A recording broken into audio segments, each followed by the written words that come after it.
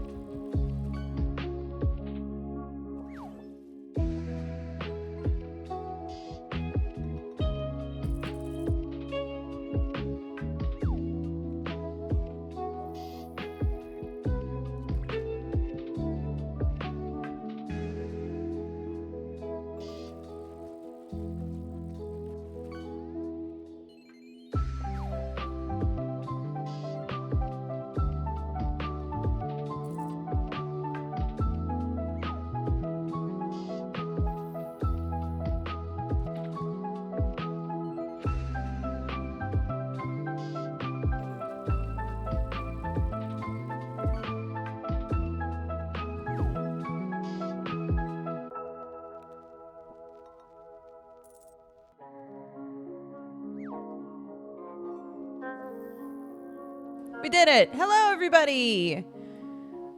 Welcome, welcome, welcome to Sunday Afternoon DOOGER. Ugh. Let's get adjusted.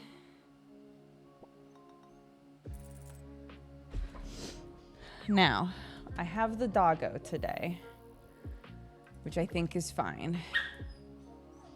I was literally just about to be like, she was so ready to nap in the house. So I was like, perfect timing to bring you in. She's so fluffy. She is very fluffy. Big fluffy girl. Let me know if the background music is like too loud or if it's best without it or whatever. Yeah. Isn't she? I keep thinking she's way bigger already, right? Yeah, she's getting huge. This is the first time I've seen Peach. She's so cute. She's very cute. Very cute girl. Good girl, Peachy. Good girl. Yeah, we have a doggo now. Hold on. I don't think there's anything weird over there. That's her. It's Peachy. She's like, is that another dog I see? Disgusting.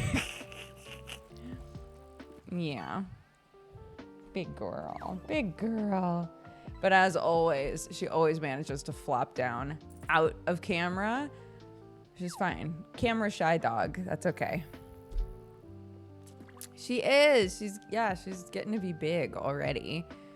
There's like a village dog show next month. That we got a flyer for in the mail. And one of the categories is like cutest puppy under 1 year. And Clark's like, bro, homie, we gotta do this. So who will walk her a lot? Bro, what do you think my whole life is before I work every day? So here's Peach's current life, and this is without us having started regular walks, like walks away from the property yet, okay? So 6 a.m., she gets her first meal. She's a puppy, so she gets tons of meals throughout the day. 6 a.m., she gets her first meal. And then we let that settle for, 15, 20 minutes. And then we go on a half an hour walk in the field. She gets a bunch of mental stimulation because the sheep and the pigs still freak her the fuck out. She interacts with the sheep. She interacts with the pigs. She interacts with the chickens. She comes inside. She's wiped. She's already wiped. It's around 8 o'clock. She's like, dude, I'm done. She has her first nap. Has her first nap. Sleeps for like 1 to 2 hours, right? If I have to work at 11, I wake her up at 9 to make sure that she has another couple of hours of like running around, exploring. We give her some free time. She just runs wherever she wants to go. It's been rainy, so it's mostly been like indoors, sort of, adventure time. But if it's not raining, we just let her explore a little bit around the house, off leash. And fortunately, we got fences and hedges and shit everywhere. So, but anyways, then I work. She sleeps while I work for a little while. Around 2-3 o'clock, typically is when she goes to Sam. Sam walks her around for like half an hour to an hour. She gets a bunch of energy out again. She's exhausted. She naps. This is puppy life. It's so much like having a human baby.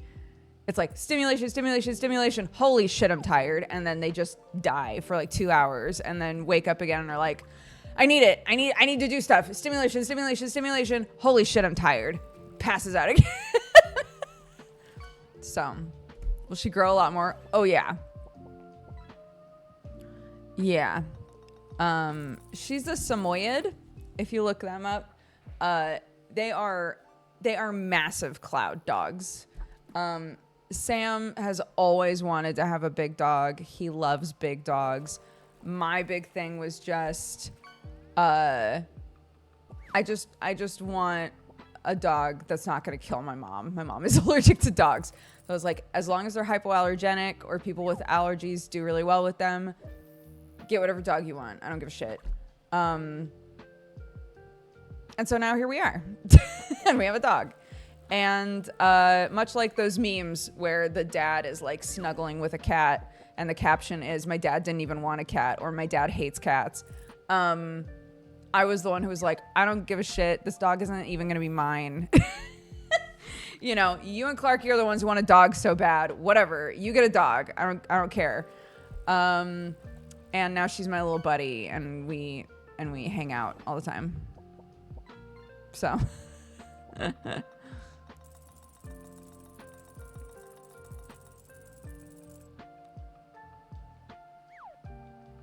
Do you think she'll be the size of the sheep? She'll probably be about the size of the lamb that we have now. I don't think she'll be the size of the full-grown adult sheep. If she is, God. Massive dog, if she is. I think she'll probably wind up the size that the lambs are currently. She and Lucky are like becoming buddies. The sheep do this really funny thing when they want to play, where they just like hop in place. They like hop around a lot, and it's very alarming to to Peach, and I want so badly to explain to her, like, they want to play. They're trying to play with you, you know. It's very cute.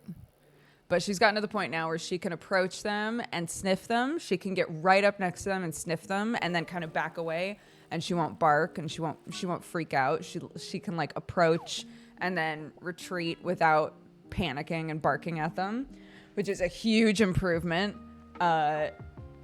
Everything that I read before this dog showed up was like, if you're on a farm, if you have other animals around, like make sure to expose them to the other animals as early as possible, because if a bunch of other animals are just part of their normal life, it's going to make it so much easier, right? So from the get-go, we were like, these are the sheep, these are the pigs, these are the geese, these are the chickens, you know. We weren't letting her approach them or touch them right away, but it wasn't like they were not hidden from her. So we had a week there where she was barking at absolutely everything, because she was like, what's that? Bark, bark, bark, bark. What the fuck is that? Bark, bark, bark, bark, right? And in our own house, she didn't see the cats for a while because we kept them separated, but Sherlock kept being a little conniver and was like, I know that whatever the hell that thing is has food. And if we know anything about Sherlock, we know that he is food motivated. So he knew that she was in the front room getting fed something that smelled amazing. And he was like, what is that? And I was like, you don't need to know. That's not for you. And he was like, we'll see, bitch. And he kept somehow sneaking into the front room. Still have no idea how this was happening. He kept somehow getting past the baby gate. He's an old man with tumors, getting past the baby gate, getting into the front room, and stealing a bunch of her food. And if she was like, wait a minute, that's my food, he'd smack her in the face. I was like, what is wrong with you? What a mess, this man.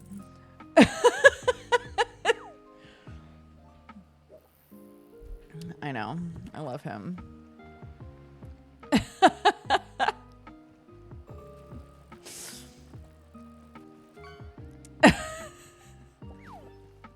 He's been trying to pull the same thing with Watson recently, because normally I feed him and Watson at the same time. And he's known in the past, like, I eat my food, I wait until Watson walks away, and if Watson has left food behind, I'll eat that, right? Which I've been generally fine with. Watson just isn't as big of an eater as Sherlock, and especially now I'm like, you're sick, buddy. Eat whatever you want. You know, sure. As long as you're not being a disrespectful mean girl, then fine. But he is being a disrespectful mean girl now. I feed him, I feed Watson. He inhales his food, goes over, tries to smack her to get her to leave her food alone. I'm like, sir, calm it down. Sir. No. Since when? Sam was laughing because he jumped up. I literally feed her higher than him so that it's harder for him to get to her, right?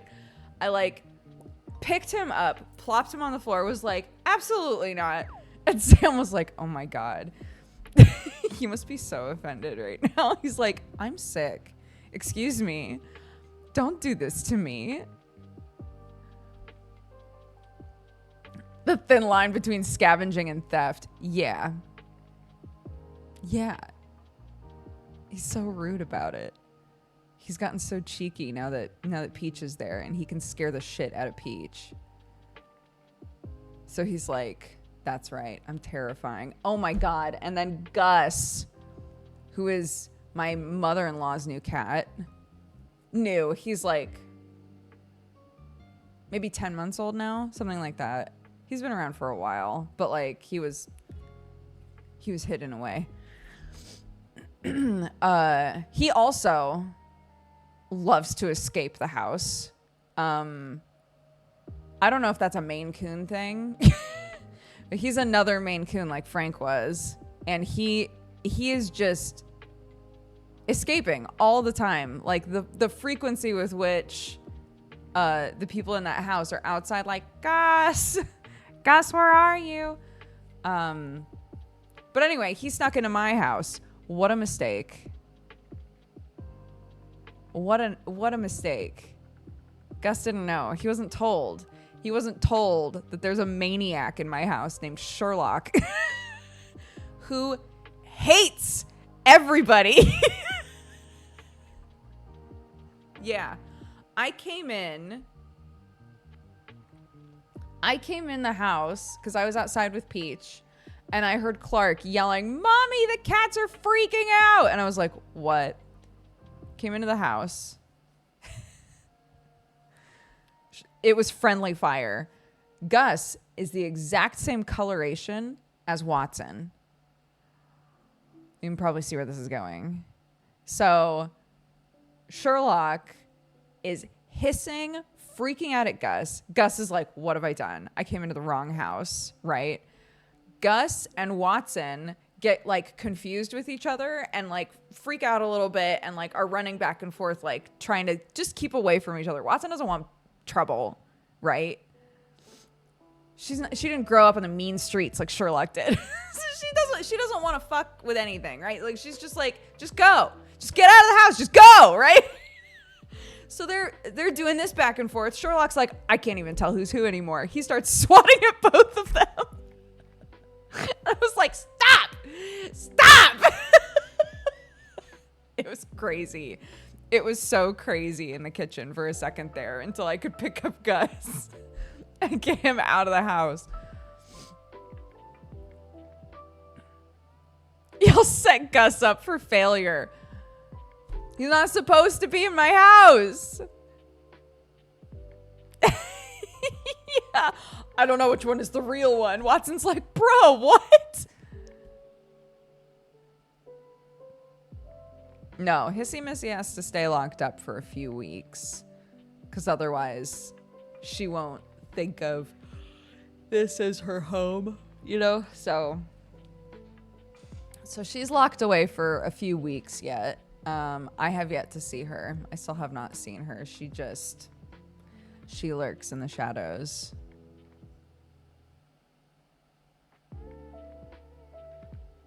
Watson was born on the street. She was, but we picked her up when she was like only a couple like weeks old, I think.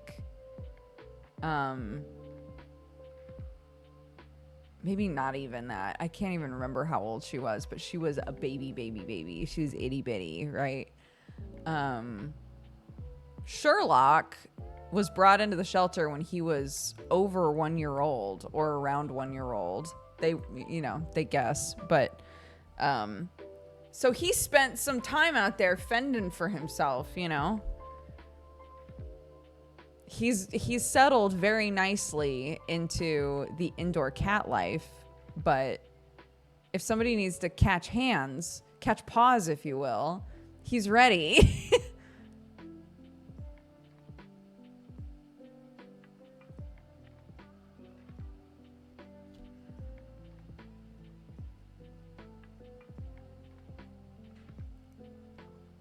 Are you and Jesse gonna play the new We Were Here game? Which one is that?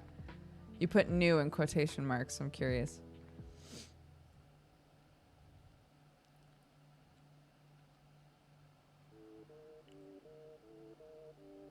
My cat spent 6 months on the streets and they still got some of the streets in them. Yeah, it doesn't come out often. But if Sherlock sees another cat that is not Watson, it's on sight. Like he's ready. He's ready to kill. I just don't know. I never see that aggression in him unless he sees another cat.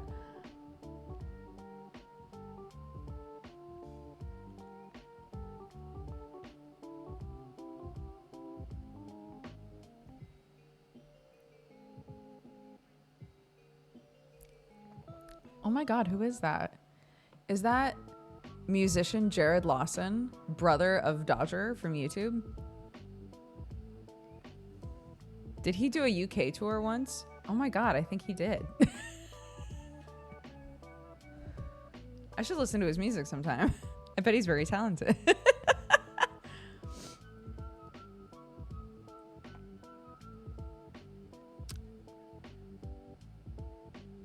Yeah, thinking back, she must have been at least a couple of weeks old. I can't remember, to be honest. Watson.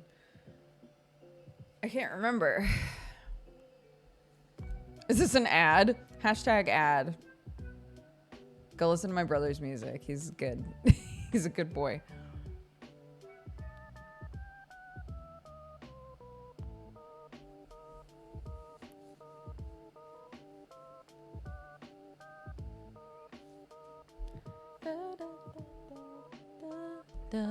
She's passed out, dude. Sleepy pooper. Yes. Sleep.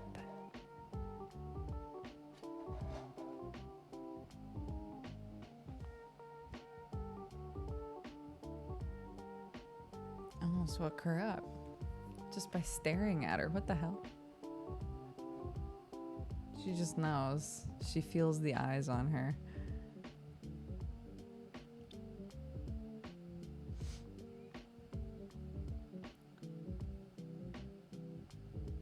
She's just adorable. She's very cute. Yeah. She's very cute.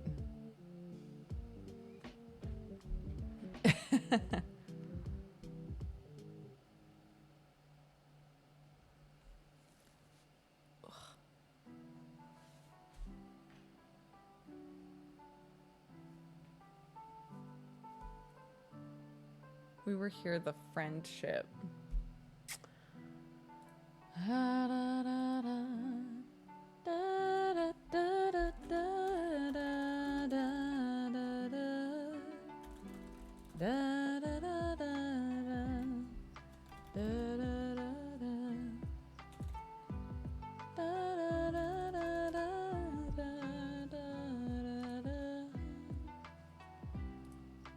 Oh, we were here expeditions, the friendship. A standalone We Were Here experience. Whoa, whoa,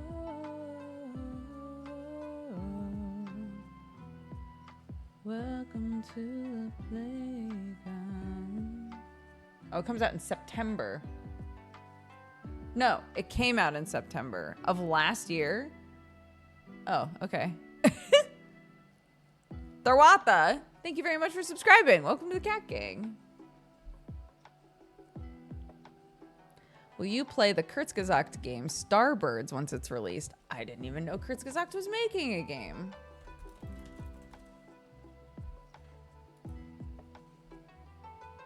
A cheerful asteroid base building and resource management game.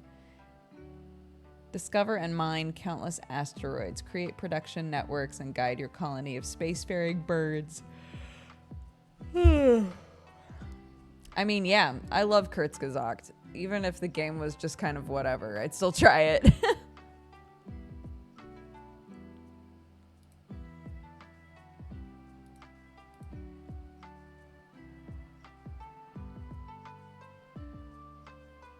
Yeah, for sure. I'll try it. I did play Invento. Mm-hmm.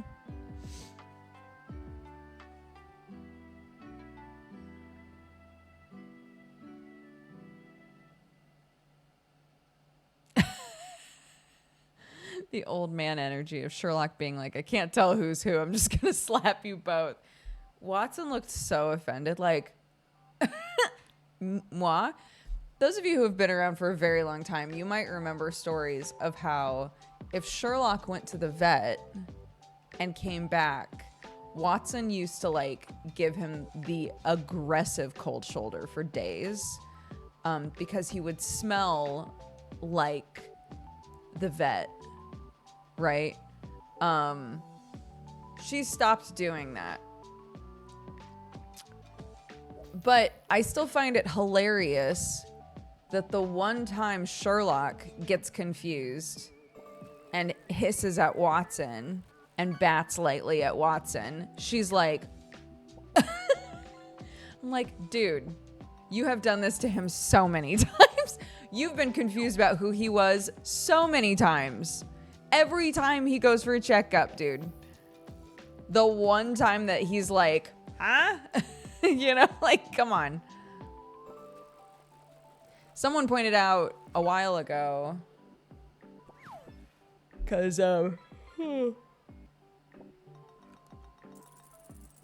Watson was super stressed and freaked out about Clark when we brought Clark home.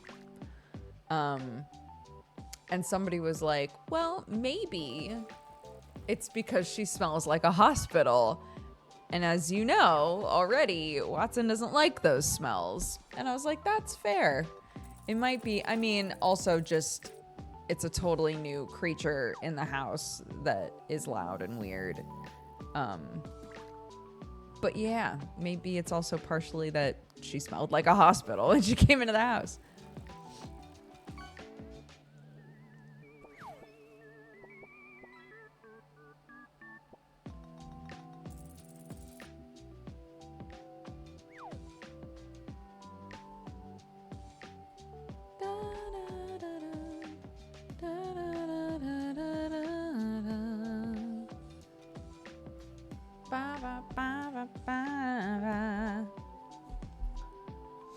Clark and I started writing out how much time off she has before she starts year 2. And try to plan out what we're going to do with that time. Because she was like, please, I don't want to be doing a bunch of holiday club shit. And I was like, that's fair. I think that you should get to stay home if you want. But we cannot entertain you the whole time. I work, daddy works, right? So, so we had like a whole convo that was like, all right, what's the plan? What are we gonna do here, right? I did what I've seen a lot of people suggest, which is talked with her about having like each day of the week have like a small activity that's associated with that day. Like one day we always go to the library, one day we always go to the park. I was like, maybe there's lots of villages around that we've never been to. Maybe each week we can try going to a different park and see like other villages around us. And she was like, that sounds awesome. So having like a small activity we can do together in the mornings. And now that Peachy can go on walks too, we can take Peach with us. And then, yeah. And then just trying to figure out like on a certain level, need you to be able to, be the beautiful creative person you are and come up with activities on your own.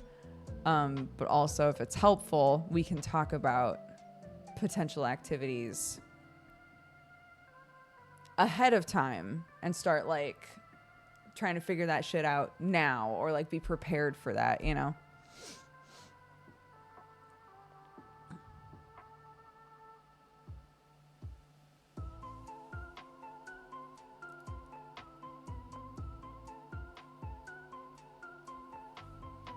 Small hikes, I think, would be fun. Yeah. We love doing like woodland walks. So, yeah, having a day, maybe Wednesday. So it's like Wildlife Wednesday. Because I love alliteration. Having a day where it's like, we could get, because she wants at least 2 of the days to be like arts and crafts focused. So maybe one of them could be like, let's go into the woods, let's do a woodland walk and find, like a leaf or a bug or something that we want to draw in like a little journal and keep like a little journal over summer that's like different things we saw that we've drawn.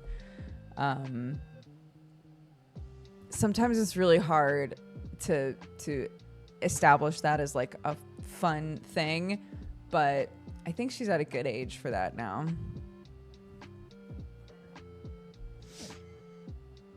Oh, that's a good idea. Find a bug, take a picture of it, try to draw it in the book, and then part of like something that she could maybe try to do on her own just to practice her reading is see if she can find it in her giant bug book. That could be cool. There are some great outdoor activities on the RSPB's and Wildlife Trust website. I'm going to look that up.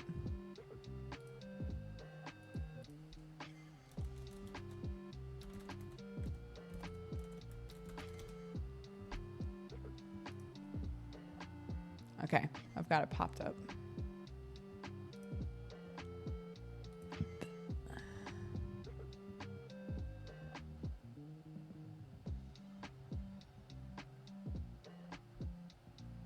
I was left to my own devices. I don't advise that it was boring. I was also left to my own devices. My dad was not a play adult, if that makes sense. I think depending on personality and brain and how you were raised, you know, like all of these variables can create an adult that either enjoys playing with kids or has zero interest in it or hates it. You know, my dad was not a play dad. He loved to spend time with us. He loved to talk with us. He loved to pick our brains. But he did not enjoy playing. So yeah, a lot of my summer, aside from like the trip, I would always take a small trip with my mom and a small trip with my dad. So I got solo time with both of them, which was really sweet. But the rest of the time was like, we live on not like a working ranch, but, there was plenty to do on the farm that I grew up on. Right. So it was like, okay, do you want to earn money this summer? If you do, then every day I need you outside by this time. You're going to work all day. Right. And if I wasn't working, it was like, there's the woods, find something to do. So yeah, I was left to just like figure it out. And I had a lot of really wonderful creative times, and I had a lot of really bored times for sure.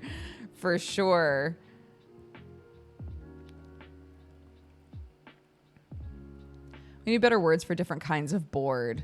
I need to do something. Boredom is different from I'm seeking novelty boredom. That's so true. I bet feel free to chime in, Germans. But I get the feeling Germany might have different words for boredom.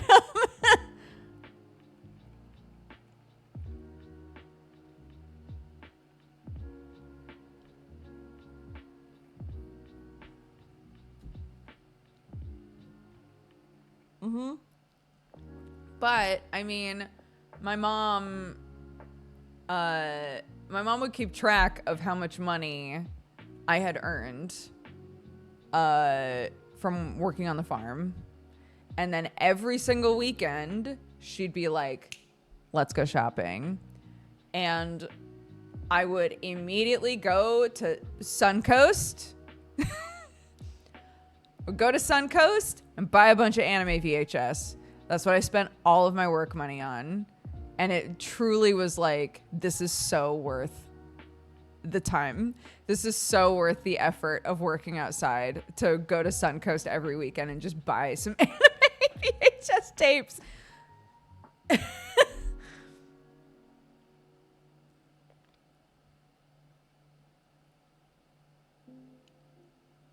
So, you know, did it suck sometimes? Yeah. I saw my in-laws have a rhododendron outside of their house now. The war flashbacks were crazy. Any of you who have ever deadheaded a rhododendron and gotten the sap all over your fingers? Those plants are dead to me. I hate them so much. They're beautiful. I hate them so much. And I don't want to hear anything from the people who are like, just wear gloves. Don't start with me. Don't start with me, dude.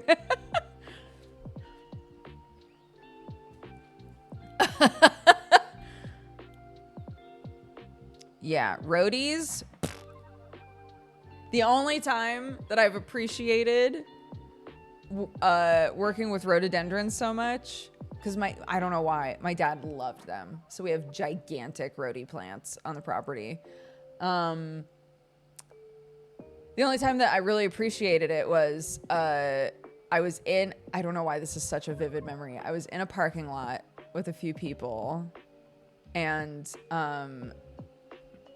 there was a rhododendron as like a plant in the parking lot, and it needed to be deadheaded, and I was bored because the conversation did not have to do with me at all. And I reached over and picked up, the way that you get the flowers off is there's like this kind of like spiny bit that's right between the stem and the flower, right? So you like find that bit and snap it. So I reached over, snapped it off,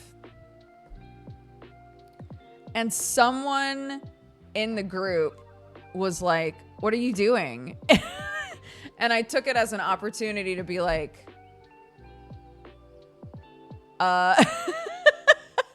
well, these are rhododendrons, and they've got these flowers that are obviously dead. And so on the farm where I grew up, we would take the flowers off, and this is how you do it.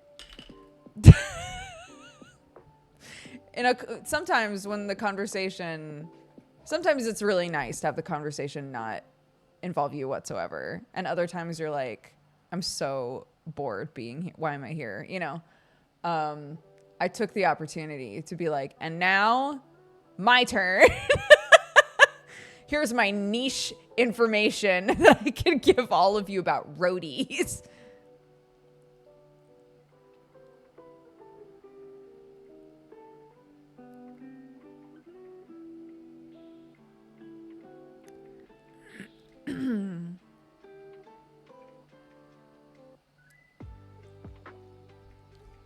I feel like, because another word that isn't an English word, it's like a co-opted French word, I believe. But the word ennui, I think, kind of has the vibe of, I just want something new, right?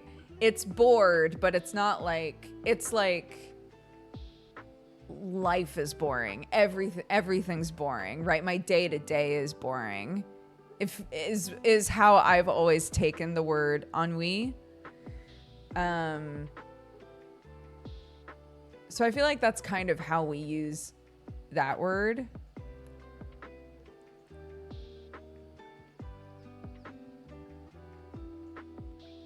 The worst spelt word in the world. Yeah, ENNUI.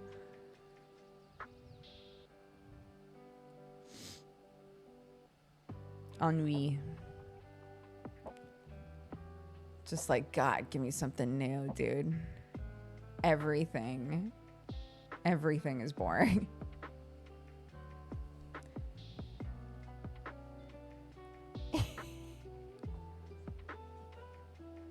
This is my favorite shit in the world. I love this. She does this all the time when she's sleeping. On her back, legs up. Kills me. Why does she sleep like that?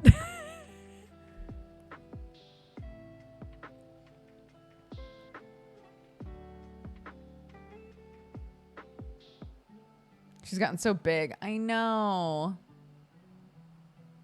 Yeah, we were just saying, I'm with her every day, so I don't think I realize how big she's gotten until she does something that surprises me that she's able to do it. She's able to just like, most of the fences around the property, she can kind of like jump up and put her paw on top of the fence now. And I'm like, pardon? Since when? I'm sorry, what? Since when?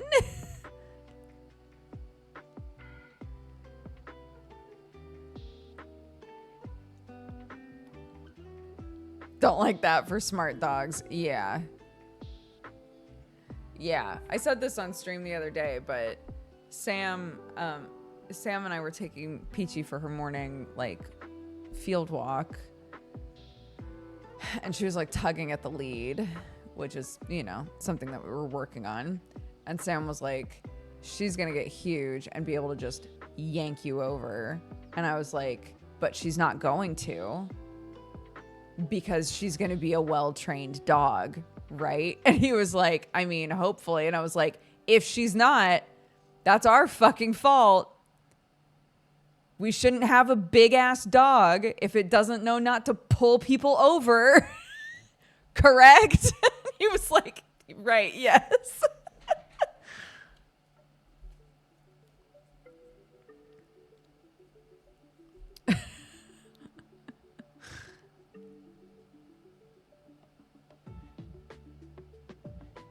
Is puppy a chewer? I'm picking mine up tomorrow. I think every puppy's a chewer. They've got, they just come with, they come straight to your house teething.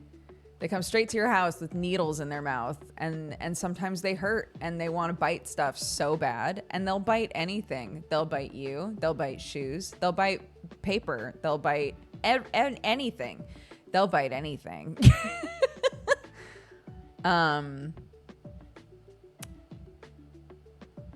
Yeah. That's been our biggest hurdle, I think, is getting our 6-year-old to not be terrified of her, because we'll be having a nice time, everything's fine, and then suddenly she's having too good of a time and she's biting. And every time I talk about this, there's somebody who's like, right, but they're puppy bites. Absolutely not. If it draws blood, I don't want to hear anybody being like, sack up, it's a puppy. They chomp down, you're screaming, dude. She bit on Sam's Achilles heel yesterday. That man screeched. Screeched, dude. They're little daggers in their mouths. And until they fall out and they get their normal dog teeth, they're just kind of menacing. They're these weird menacing presences in your house, and they're babies and they don't know any better. And the way that they got their mom's attention and their siblings' attention and all of these other things, their whole life until now was to bite. And then they come into your house and you're like, don't bite me. And they're like, why not? So yeah, it's been a long process of teaching her, like, no one likes that. Nobody likes that. Nobody likes it when you bark at them, and nobody likes it when you bite them. Nobody likes it. Everybody hated that, you know.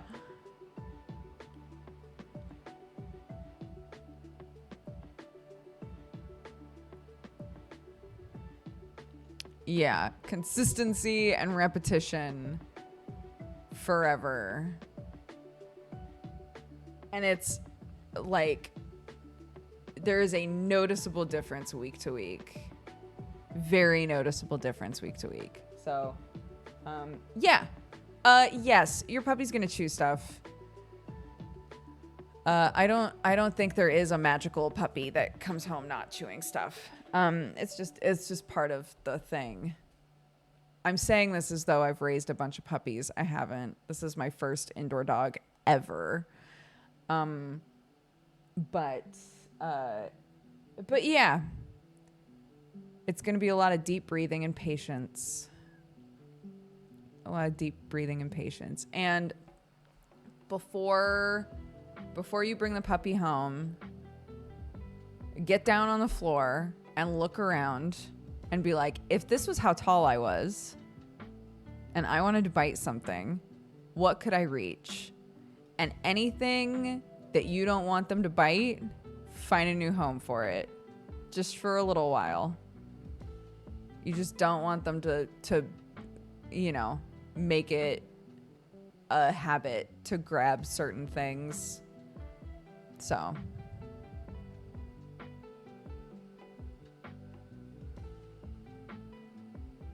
staring directly at the cables. Yeah.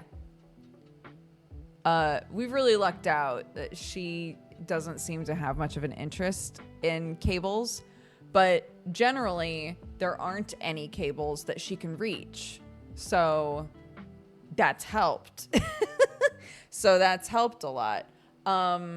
Some blunders that we've made, if that will make you feel better and be helpful. Some blunders we've made is at one point we still had a rubbish bin in the bathroom, not thinking about the fact that she could just walk into the bathroom and grab stuff out of there. Mistake.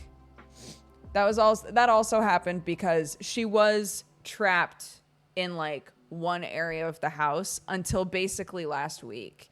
And now she can kind of roam the downstairs generally. And I realized, didn't even think about what's in the bathroom that she could grab. And it turned out stuff in the waste bin is what she wanted. And very quickly that went terribly. So there's that. She keeps grabbing shoes. Sam was like, there are all of these improvements that we've talked about doing to the house. And if Peach has done one thing for us, it's made us go, okay, where are we actually putting this now? Because like, until now, it's literally been either the shoes are in a bin next to the door, or the shoes are on, we just have like a little old shelf that used to be in Clark's room that we just stack shoes on, right? So it's just open. It's just free and open. And she just grabs shoes and runs away. So we were like, okay, we need an actual thing to put shoes in. I still want them next to the door. I'm not sacrificing that convenience, but they can't just be out. They can't just be out in the open anymore. So anything with strong scents, shoes, clothes, yes. Yeah, anything that smells very strongly of you. Anything that you sweat on a lot. When she was having some separation anxiety issues in the crate, I would find the stinkiest, sweatiest shirt of either mine or Sam's and put it in there with her, and it helped legitimately. So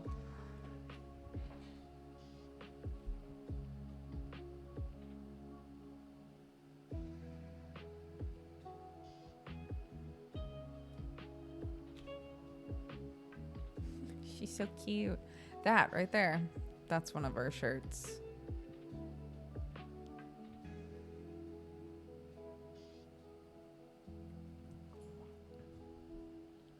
Oh, I found out 98% of my plants were toxic, so I gave them away. Yeah, plants are a big thing. We don't really have plants in the house because of the cats already, so that wasn't a thing that we needed to consider. But we had a bunch of friends over, like Sam's old friends came over a week ago, something like that. And all of them brought flowers, which was so sweet. But only one of the sets of flowers was one we could have in the house without it like poisoning an animal that was in the house, which I don't blame them for at all. I don't think most people, if you don't have cats, I don't think you really think about it. That's totally fine. So it turned into me going to everybody else on the property and being like, hello, would you like some lilies in your house? Hello, would you like some of these in your house? Specifically my sister-in-law, because she's the only one that doesn't have an animal living in her house that isn't a lizard. So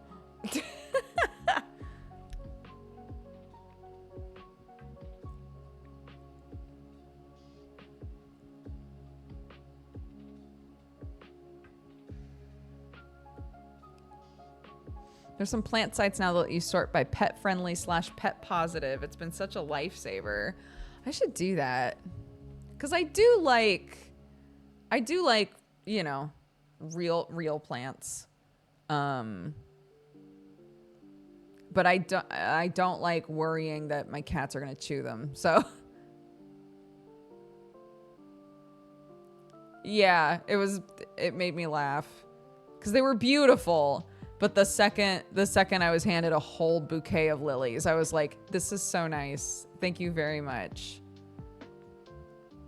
Nancy, would you like these?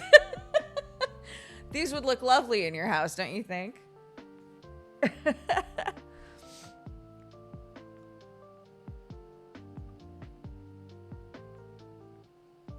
Yeah. Sherlock eats everything.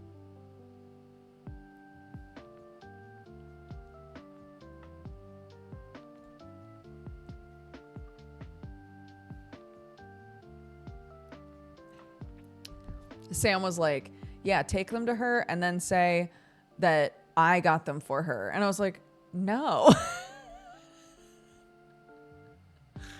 No. Why?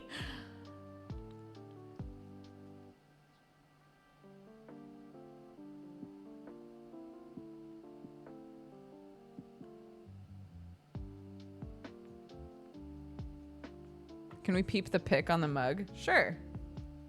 It's my brooder. He's a cool dude. He's a cool dude, a talented queen. Yeah, you want to lie? You take them to her then. My brooder.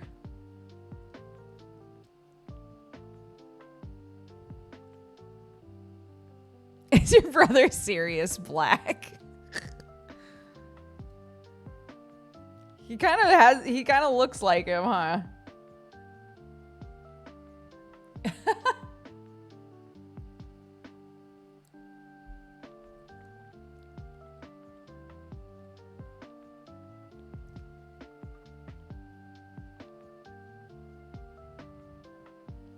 Is his music coffee shop friendly? I happen to run a coffee shop. I think so.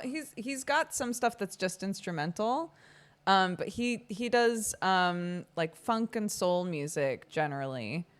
Yeah, check him out. Maybe you'd like to play his music.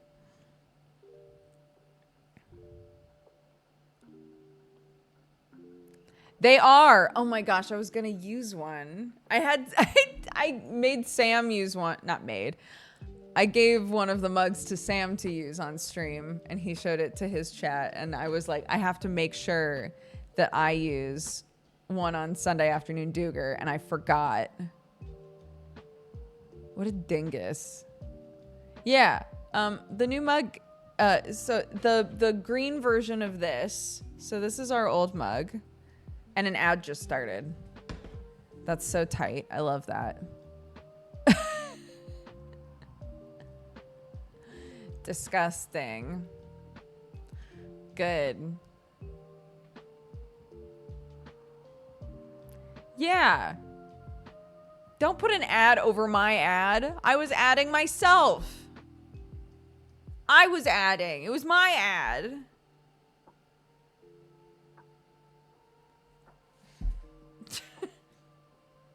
Fine. I'll just wait. I'll just wait here. Fine.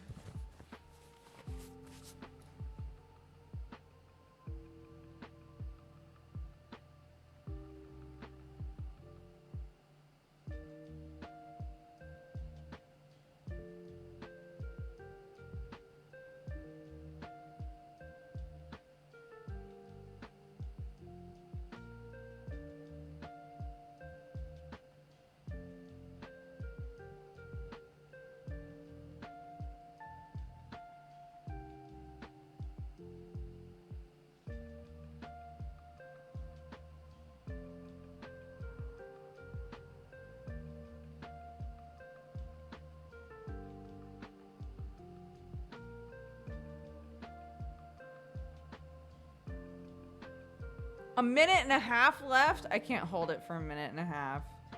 I can't do that for another minute and a half. I don't think I have the strength.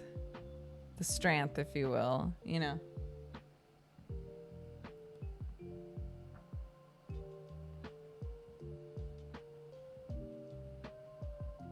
Not with that attitude.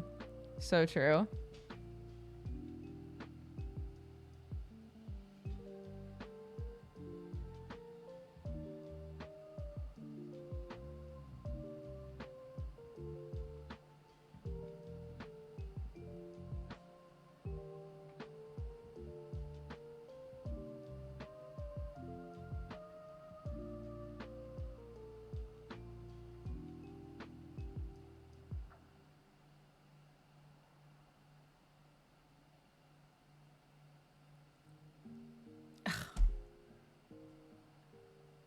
I thought it was done.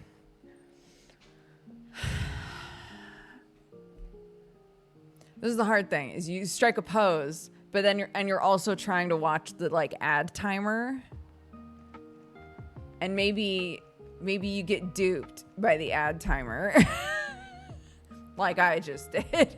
I was like, it's done already. Oh, it wasn't done already. Ad break ended. Your community's back. Welcome back, guys. I did no goofs that matter. I am wearing a hat, but don't ignore that part. I did no goofs that matter, okay? Believe me. Trust me. What the fuck was I talking about? Oh! Okay, sorry. The green version of this mug is now in the Dodger coffee store. Basically, we were gonna make more of these. This glaze was discontinued. So, the people that we buy these from, they're hand thrown, glazed, all of that is very cool. But this glaze specifically, they don't have anymore. They can't use it anymore.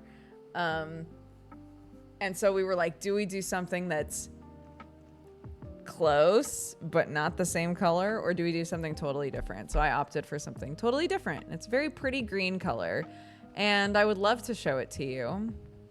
I should have used that ad break to go get the green mug, but I didn't. I didn't. Instead, I did a bit that was like, and just held that for a whole ass minute.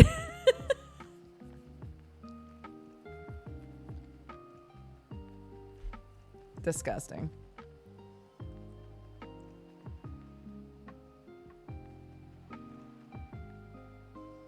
Is this your Snufkin cosplay? No. I should do one day though.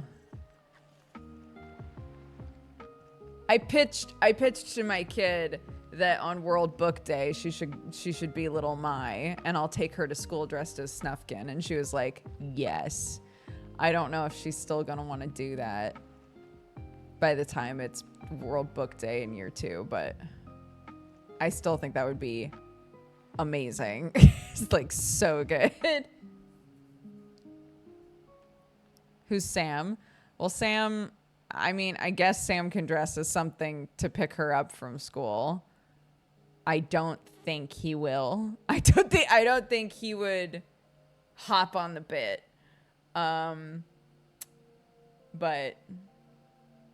yeah, we're goofing on Moomins. He can be the Groke. Perfect. Just dress in all black. Show up with some dry ice and go, and it'll do gangbusters. It'll do amazing.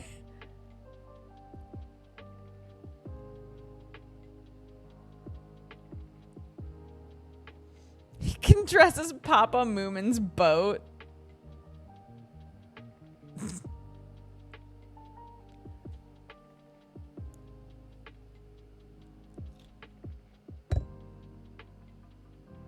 Mm-hmm.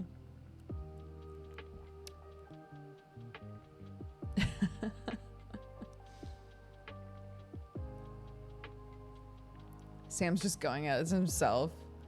Too ticky would be really easy for him.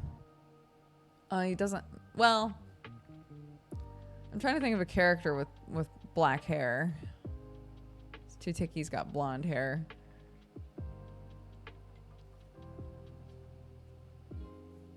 Yeah. I'll just get him a shirt that has a movement on it. And then he can show up and be like, see? I'm involved. I'm part of it. Good girl, Peachy.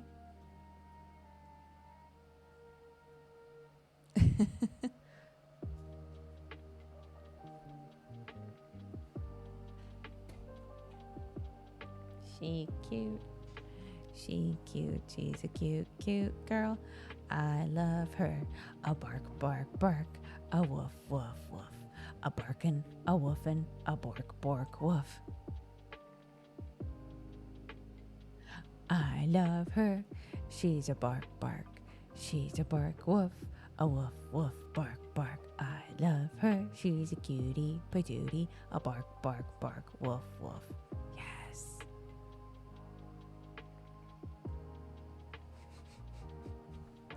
She's so cute. She's so cute. What a little stinker.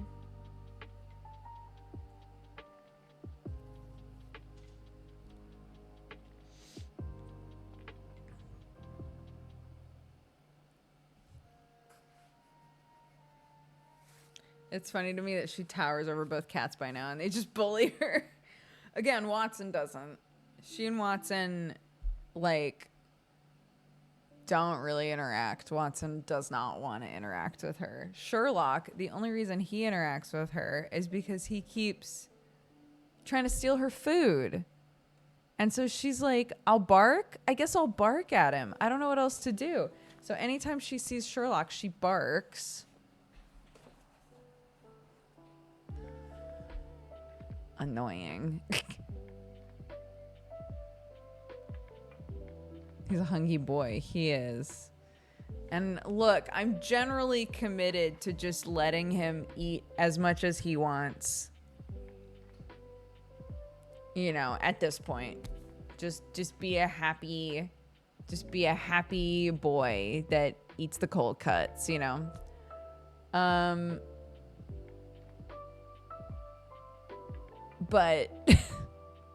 But don't steal everybody else's food, dude. Like, just settle down. Relax.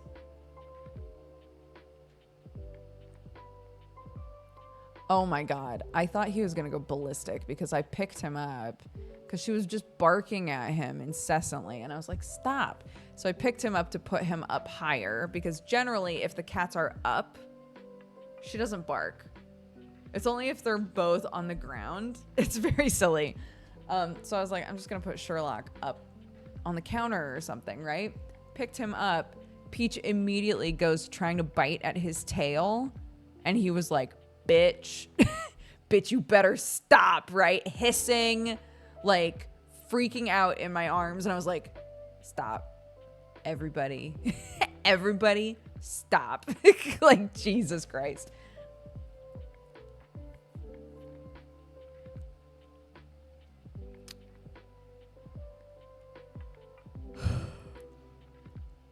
So that's what our house is like right now.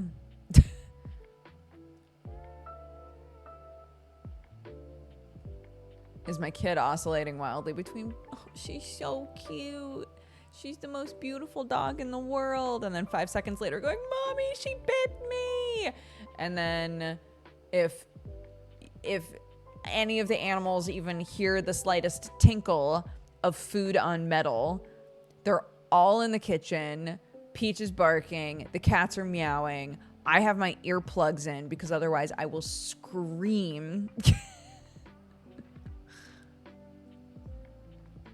It's wild. But it's getting better. Every week it's getting better.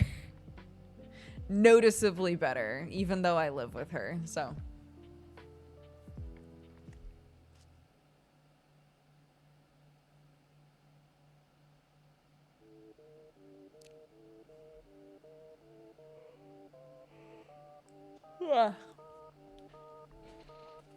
Yeah.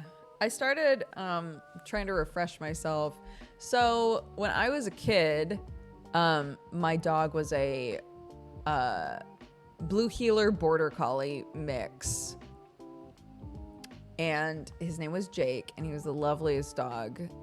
The sweetest, loveliest dog in the whole world. I adored him. I still adore him. But he was a herding dog, right? And we had nothing to herd. We were no longer a ranch. We didn't have horses. We didn't have sheep. We had nothing. But we had this dog, and this dog wanted to herd everything. And I've talked before about how he would try to herd cars, try to herd people. Like, it was a whole thing. And my dad was like, here's what we should do is get a book about border collies from the library, and you can read it and see, you know, if it talks about how to, basically before the, like, you know, nice things in their enrichment and their enclosure sort of goofs happen. It was that kind of like, how do we help him feel satisfied living in a place that doesn't have anything for him to herd, right? And so we settled on, why don't we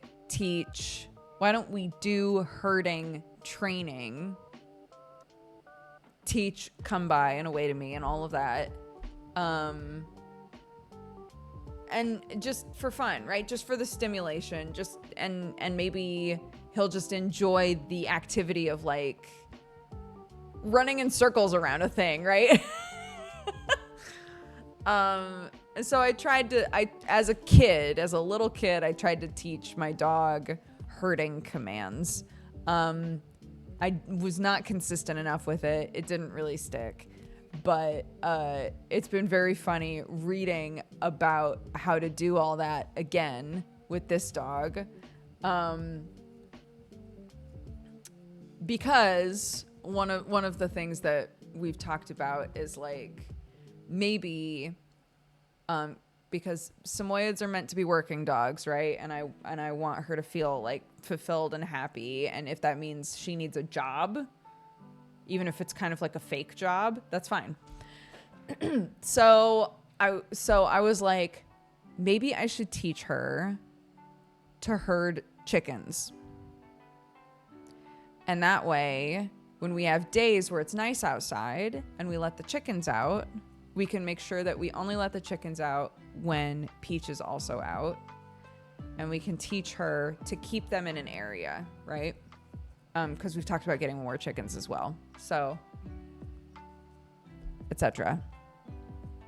So it wouldn't be a fake job then, right? Like, it would be, when I think of like a fake dog job for a working dog, it's like somebody was talking about dogs that used to like carry stuff around for people, like just putting stuff on them, right? Just so that they're like, I'm carrying stuff, right? But this would actually be helpful because the chickens love to just fuck off. When we try to let them out and let them, you know, have a nice time, they love to just run in a random direction. So it would actually be so nice if she could learn how to do this, right? But all this to say, when I was reading about it, I was like, oh my God, I've done this before. Like, I totally forgot. Totally wasn't even like, I hadn't thought to myself, oh yeah, I've tried to teach herding to a dog before. So I'm like, I have a second chance. I have a second chance at this to try and teach a dog to herd things.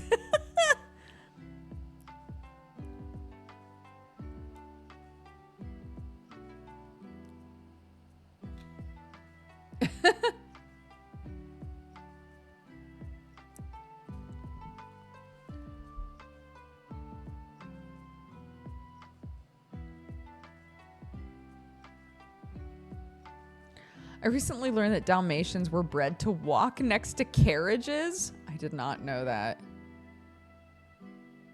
How do you teach herding? So it starts off as a game, which a lot of things do. You basically grab a toy that they love and you lure them in a clockwise circle.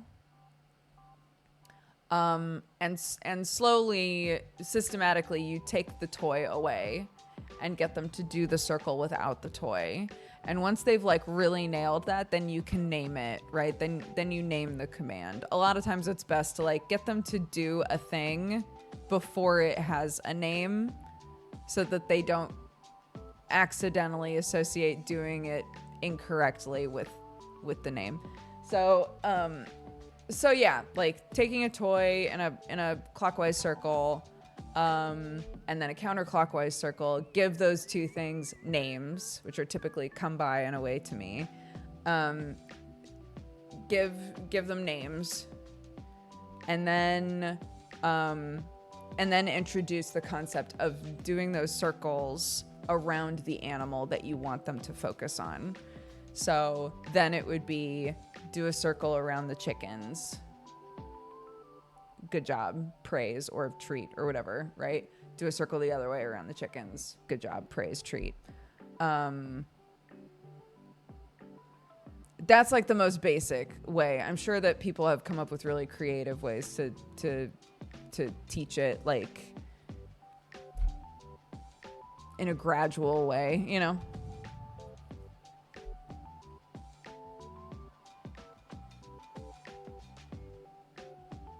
I thought she was an indoor dog. Her? No, not at all. Not at all. No. I mean, I shouldn't say not at all. She sleeps inside. Yeah. She spends a lot of time outside. So, our priority currently is, basic training, right? Like recall commands and things like that, stuff for safety, so that as she gets more and more comfortable being outside, we can help her establish boundaries. One of the things that one of you guys suggested, I can't remember who it was, one of you guys was saying like that you either grew up on a farm or you currently live on a farm and have always been told to take new dogs every day on a walk around the border of the property. We do that with her every morning now, to be like, this is our kingdom, right? Like, this is it. This is what we're doing here, you know? But we have a lot of animals for like normies, but you know, it's not like we've got like a gaggle of sheep. We don't have like 100 chickens like some people do, right? So the work element of it for her, it's not so much for us, right? It's not like, man, we really need a dog to do this job. It's, we have a dog that might, as she gets older, feel unfulfilled without having a job. So can we preemptively sort of give her a job that isn't necessary, that she doesn't have to do, but can we preemptively teach her how to safely like do this job that might make her feel like she's contributing and make her feel good as a working dog, you know? That's what I'm thinking about, basically.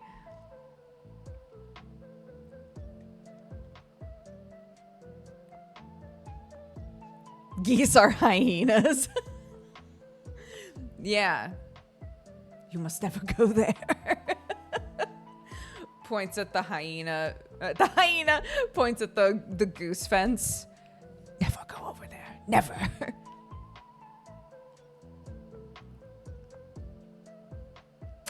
Yeah, well, again, I haven't raised a bunch of dogs in my life. I'm not a dog expert at all. I've just read a lot about working dogs recently because I want to make sure I know how her brain might be working as she gets older, you know? And the number of stories that I've heard from people who have dogs that were like bought to be working dogs, right? And when they have to sort of like forcibly retire them for whatever reason, right? Like they just can't do the job anymore. So they have to just retire, just like chill out, dude, you know? That sometimes the dog's mental health like really declines for a while because they're just like, what am I supposed to do? I can't do my job anymore, right? So yeah, dogs can absolutely get like super existential. like, like, what do you mean I can't do my job? Right? That was my thing. That was my whole thing. What do I do now? And it can cause like aggression. It can make them really depressed. So there's an interest in owners that have had working dogs where the dog either doesn't or can't work anymore to be like, okay, so what can we do to help you feel fulfilled now that you can't do that job anymore, you know?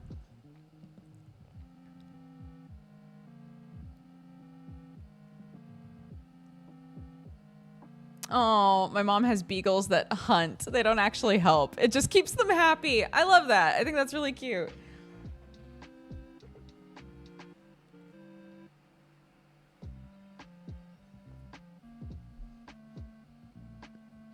Yeah, Peach's little head. She's cute.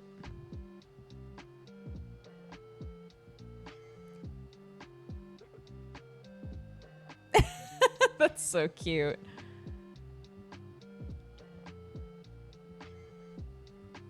Yeah, I love that. It's like the digging thing. I guess all Samoyeds dig. And it's unclear to me if it's like an aspect of hunting training or if it's like, I'm hot, I need something cool to lay on, so they dig and then lay in the cooler dirt. It's unclear what it is to me, but Sam and I were like, I guess we're getting a sand pit and filling it with dirt and putting toys in it for her to find for enrichment, I guess. So she can have her dig zone, you know? And I talked about it with our kid because I was like, I think we're going to get a sand pit for Peach. And she was like, that's great. We can hide stuff. I was like, exactly. We can hide stuff. It'll be very fun. I was like, but we're going to also get a sand pit for you and your cousins. So I don't want, I don't want you worrying or getting frustrated that the dog got a sand pit before you. We're just going to get two at the same time. Okay. She was like, okay.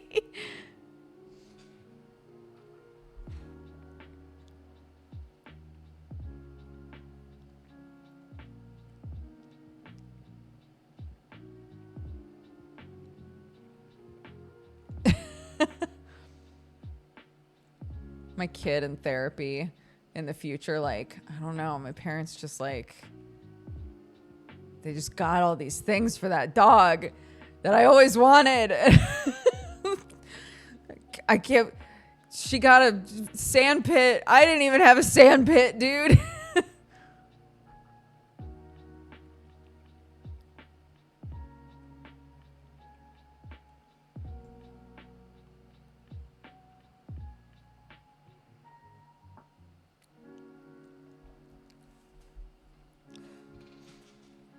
My dog made the sand pit his favorite pooping place. Yeah, every time I talk about that, people are like, won't animals poop in the sand? I mean, I guess they might, but the intention here is that her sand pit would have dirt in it, not sand. It would just be a visually like distinct, like this is the digging area for Peach sort of thing. And the sand pit, unless kids were playing in it, would be covered. That's the intention. But you know, who knows?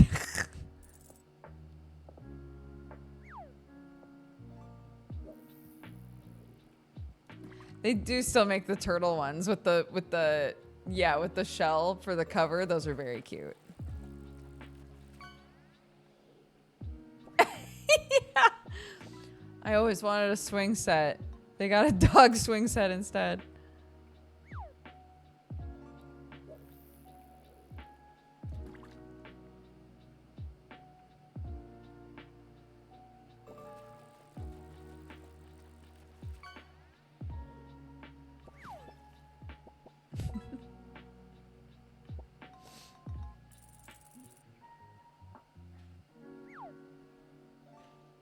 should probably check and make sure my family's okay. They are. They're fine. They're gone. That's why she's with me. Because Sam and Clark are off on an adventure. So.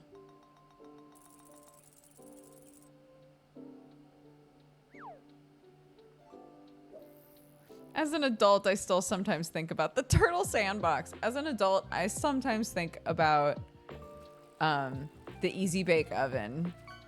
I feel like every adult has some sort of a toy or like a thing that they just wanted so bad to play with as a kid.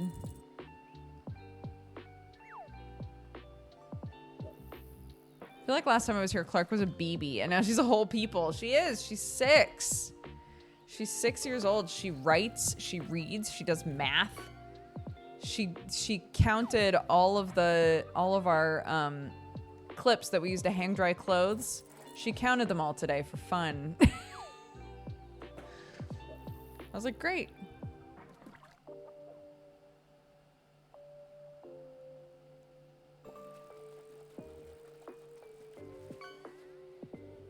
Yeah, 6 years old. Yeah. It's wild. She's about to go into the equivalent of 2nd grade, year 2. Yeah, it's wacky. We just got her end of year report. And it's split up by like, you know, it's the way that it's written out. It's not grades, but it's more like, are they meeting expectations in these different areas moving forward into the next year, right? So like reading, writing, maths, all of these things. Like, is this stuff that she needs more attention with, or needs to work on a bit more? Are they right on target? Are they doing just fine moving into the next year? Or are they displaying like a really good handle on that shit? The way they say mastery, which I think is very funny. Are they showing mastery in this field as a 1st grader? Right? It's really fun to I'm sure they have to write so many of these. I'm sure so much of this is copy pasted. It's fine. I'm fine with that. I still enjoy reading it. But yeah, is that she's on target for everything, and that she's showing excellence and mastery in art and music. And I was like, nice. I could have told you that, but I'm biased, so. But I'm very biased towards her, so of course I think that she's a little musical genius, you know. But yeah, so that was nice. Mastery is a crazy term for a 6-year-old. I know, it makes me laugh, but that's fine.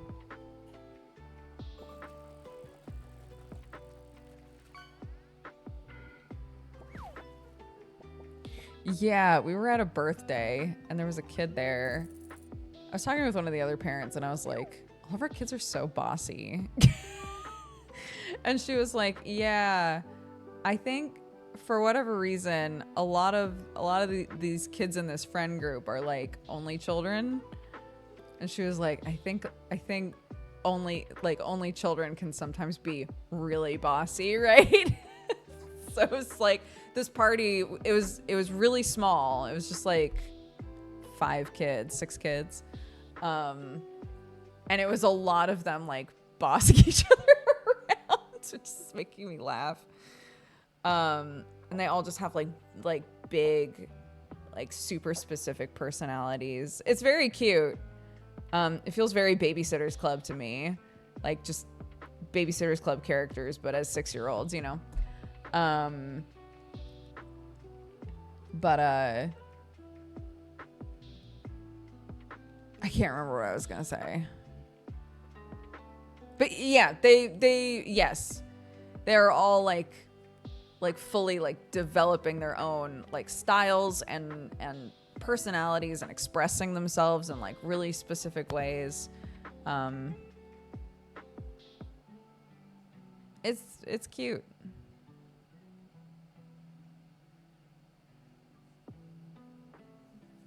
Oh, I remember what I was gonna say. Clark. They were doing a piñata, and everybody was supposed to have 3 hits. And one of the kids, like, just kept swinging. And of course, you know, everybody's trying desperately not to get hit. And the kids keep, like, inching closer and closer in. So the parents at this party kept being like, back up, right? And my kid yells out this kid's name and is like, stop! You were supposed to stop at 3. And this other kid was like, Clark, stop yelling. Why are you yelling all the time? And she was like, oh. And it was so fucking funny to me. Like, Clark just like, stop swinging that shit. Your turn's up. And this other kid's like, stop yelling, dude. Why you gotta yell all the time? I was like, oh, damn. These kids are really coming for each other. Like, it was so funny.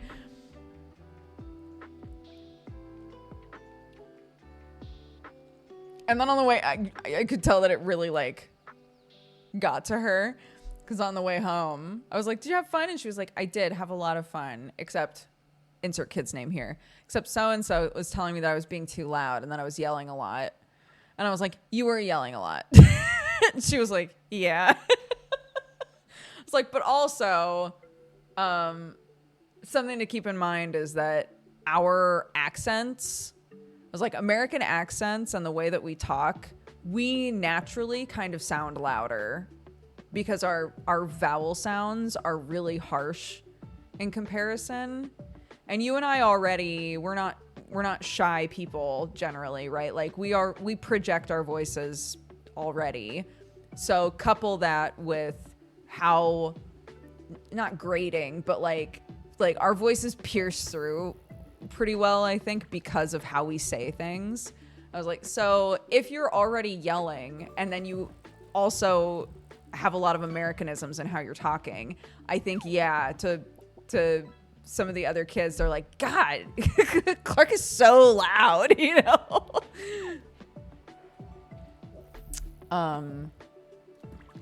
Yeah, because of all the freedom. That's why. Yeah, that's why. That's what it is. But it's true.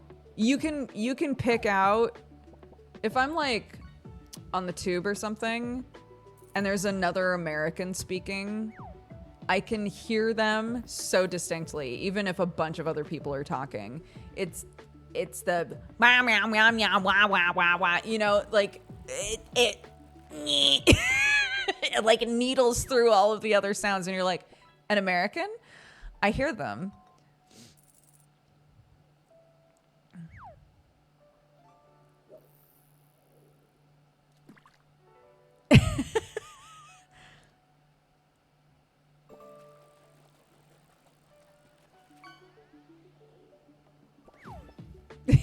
Yeah, there's an exercise that I do in my singing lessons that's yeah yeah yeah yeah yeah yeah yeah yeah yeah yeah yeah yeah yeah yeah yeah, right? And you like go up up up up, and my singing teacher was explaining that her other students that are English sometimes have trouble with that. Sometimes have trouble with that exercise. And she's like, but you kind of naturally have that twang because of your accent.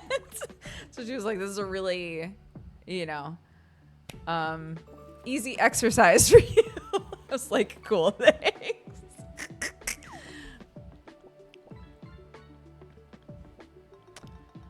Been lurking for a bit. Gotta run and get breakfast. Oop. Oh, there it is. Leaving you on for the old cat. She's 21. Oh, 21! A 21-year-old cat in the last 4 months. Lost her sister and puppy dog, who both passed.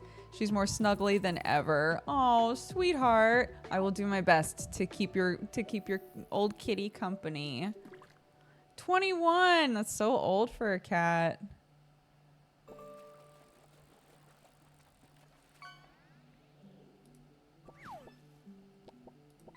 It's a polite way of putting it. The twang thing. Well, she mentions it a lot because a lot of the songs in the that people want to sing for their rock and pop exams are sung by Americans. And so we've talked about the twang sound a lot because she was saying a lot of times she has to encourage that, like sort of coax that out of the singers that she's working with because they want to have a certain tonality. But like depending on your accent, you place sounds totally differently in your mouth, right? So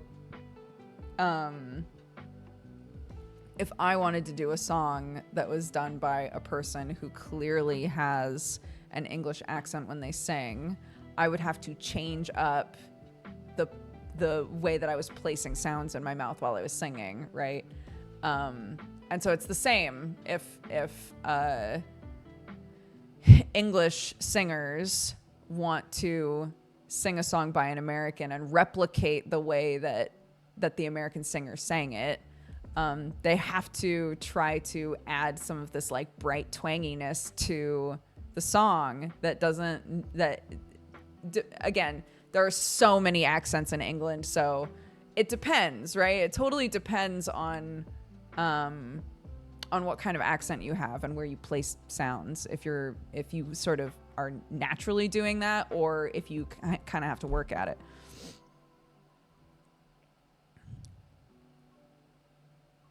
When did the Scream stream tag change to trying not to scream? Once I started streaming with the dog in the room. Because she sleeps through the whole beginning of my stream. And so I keep playing these games where I'm having to zen out so hard. I've been playing, I'm trying to finish 9 Souls, which is a like very parry-based Metroidvania. It's like Hollow Knight meets Sekiro.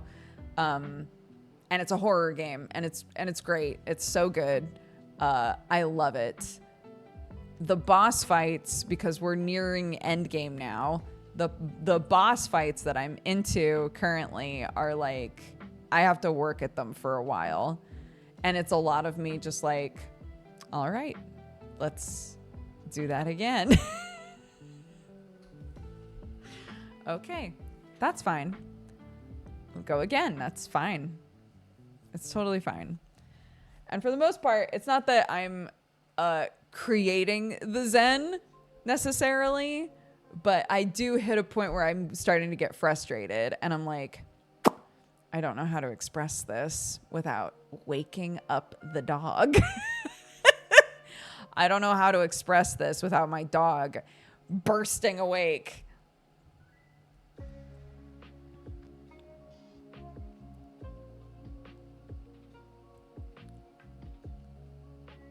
Anyway, 9 Souls is a great game. A horrifying, fantastic game.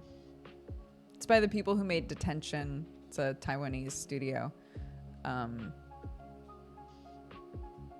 But gameplay-wise, it's so fun to play.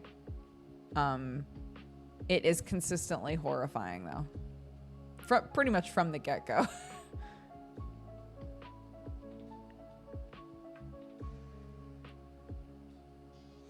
2 bosses left, I think. Potentially, yeah. I have 2 more. I'll try to keep this vague. 2 more seals to get, I think. It's unclear if that is actually the last fight of the game. But 2 more seals to get, I think.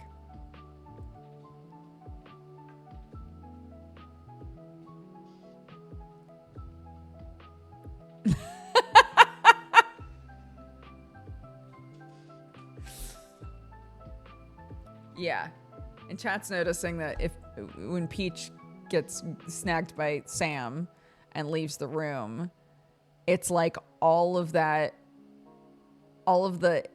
hysteria that I was keeping in just tumbles out.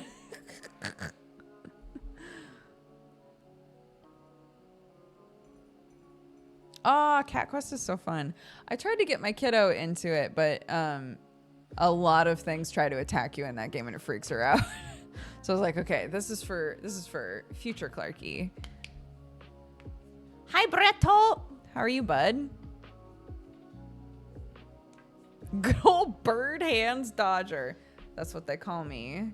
Yeehaw. Last night, Sam and I were like snuggling on the couch, watching TV, and he was petting my head. And he was like, "You're a wonderful mom and a wonderful wife and a wonderful mushroom." It's like, thanks, honey. Thank you, darling. I appreciate the good vibes.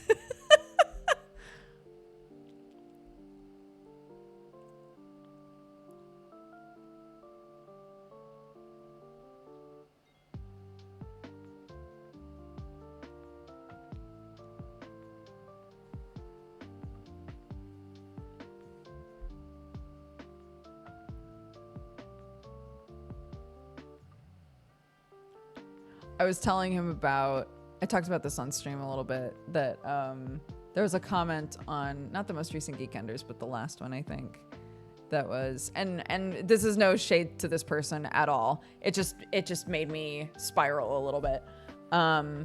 It was a comment that was like, I don't understand, I'm paraphrasing. It was like, I don't understand why Dodger has started doing the VTuber thing. It's clearly not what her audience wants. And I read it as, this is gonna kill Dodger's channel. Why did she do that? Right? It wasn't on the VTuber episode. No, it was on not this most recent one, but the one before it. The Geekenders musical, I think is what it was called or something. But anyways, I read it. The way that I read it was extremely negative. Like, and so I was talking about it with Sam, and Sam was like, you know what you should do? Just add giant boobs to your model. He's like, potentially, some of the people that are upset about it, they just wish that you had big badonkers on there. So you could fix this really easily. It's like, shut the fuck up.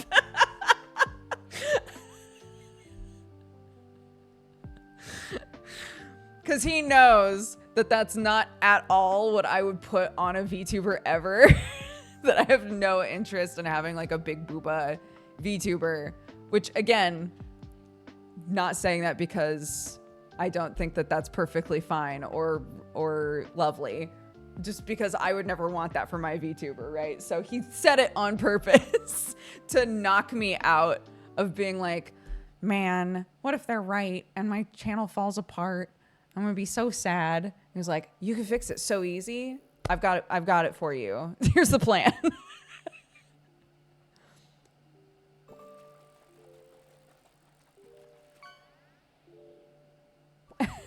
Yeah. Big gamer grippers, huge hands. Okay. This is all we need. Weird gremlin model, huge hands. And then giant badonkers. And then I got to heel turn into telling him about this phenomena that's happened where people forget how big people's boobs were in Devil Wears Prada. because there were so many edits of Devil Wears Prada where they all had gigantic knockers. And people have forgotten how big the boobs actually were in that movie.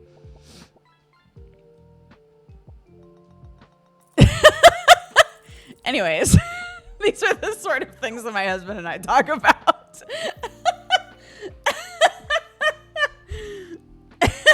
I'm sorry to anybody who's getting timed out for talking about boobs in chat.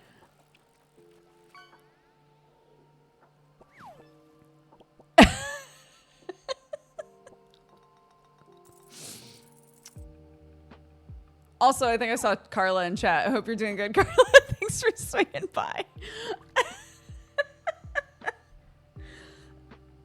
Oh, God.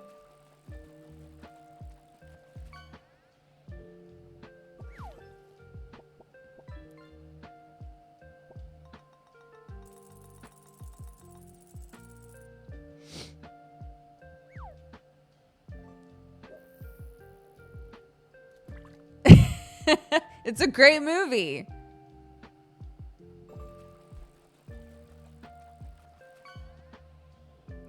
Glad to see comments can sometimes shake you to the core like me, Dukes. It makes me feel better. I think everybody's susceptible to that. I know sometimes people are like, yeah, fuck them. I don't give a shit about the haters. I don't believe for a second that there is a content creator alive that has not read a comment that's made them spiral. I don't believe it. I just don't. I am. Yeah. Like the model that I have right now, I didn't ever plan to have made, to be honest. I was planning on just continuing to be on camera while I still don't know what term to use. The not chibi, the not gremlin model, the like kind of my body proportioned model. That was the one that I was going to be using, the more like complex model. And then it looked like that was going to take a really long time. And Summer was like, bro, you should just get a small model made in the meantime. And that wound up being a really good idea because then it sort of forced me to flesh out what I would want, like the main features to be of the model. And it also wound up being really good because the big model still has not been started at all, and I might be looking for somebody different to make it in the first place. So yeah, a lot of this is just kind of like happened out of order or happened differently than I expected it to, but it's fine.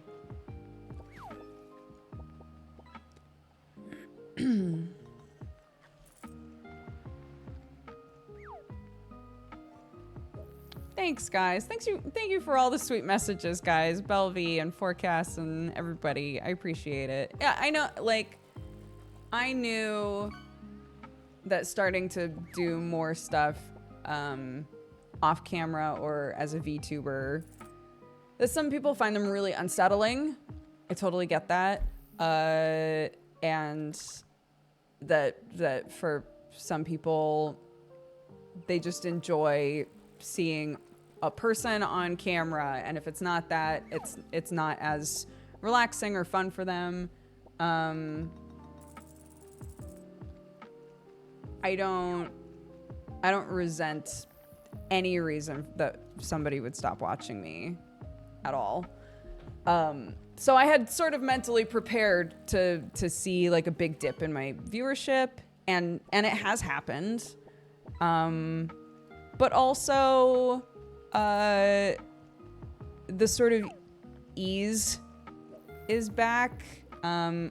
There's been like a really fun, like goofy atmosphere to streaming that I've really enjoyed. It's just been something new for me, and it's given me a lot of privacy, and it's been nice just being like, on the weekend I'll do a stream on camera, and the rest of the time I won't be on camera, and that's nice. It is, so.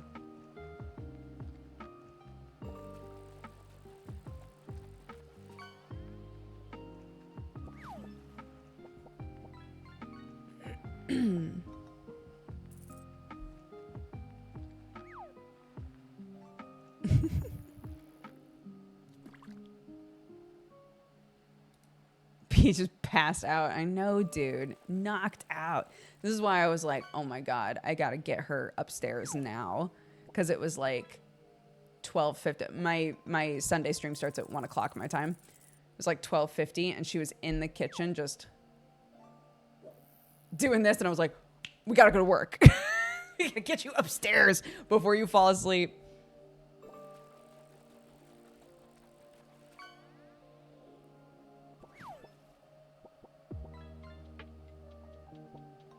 Oh, Ghosty, that's sweet. Thank you.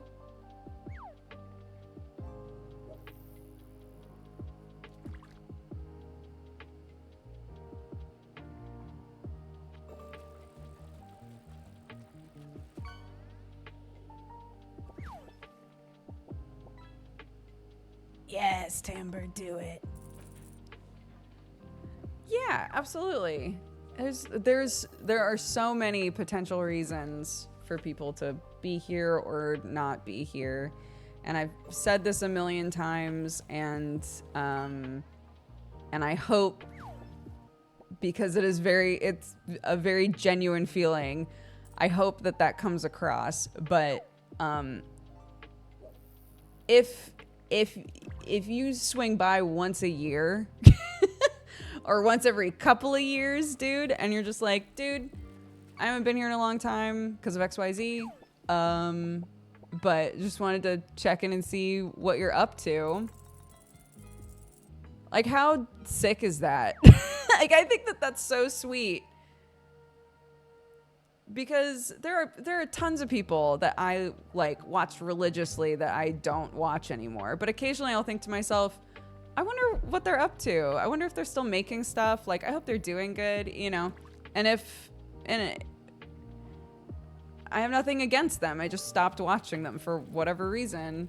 And if I'm that for a person, if they're like, I haven't watched in forever, but I still think of you sometimes, right? Or I still check in sometimes. I think that's so sweet.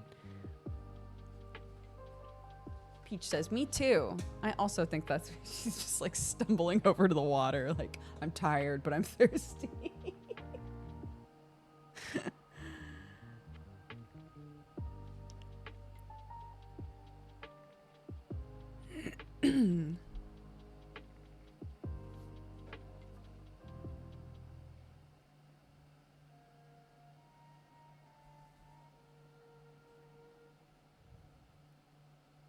I remember watching you before school in 7th grade, and now I'm done with college. That's amazing.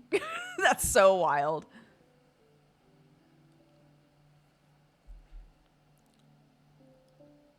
I'm one of those checking in people. I remember watching your YouTube channel in like 2012, like the travel videos. Yeah.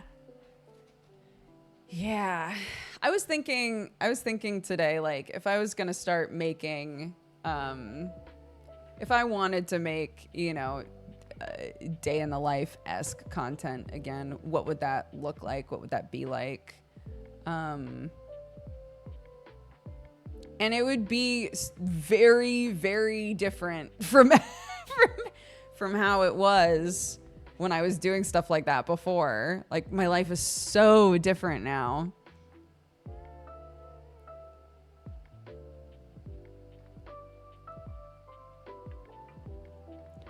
Oh, I was like, I should stop in. And then my brain was like, but what if her and Sam weren't together anymore? That would be so sad. I'm glad to hear that's not the case. No, we're still going strong. Been living in England for about 5 years now. Our kid is 6 years old. We bought a farm. Yeah, we're still very tight.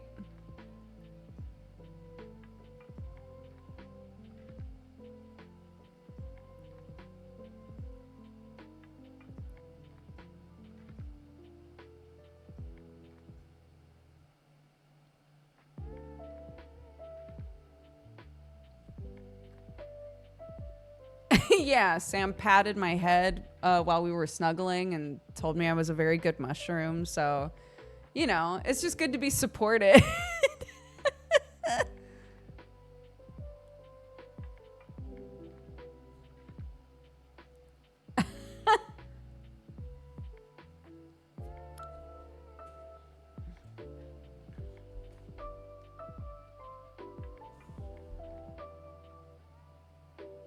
Thank you, kitten. What a sweet message.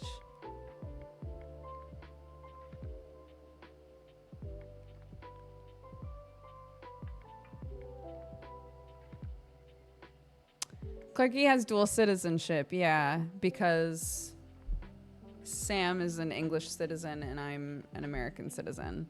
So we were able to apply for citizenship for her in both places based on birth.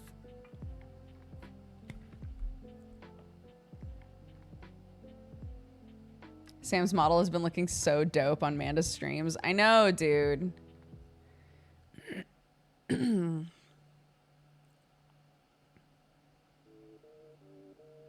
you still have to pay US taxes? I do. I'm applying for like more permanent citizenship now instead of just like essentially a spousal citizenship.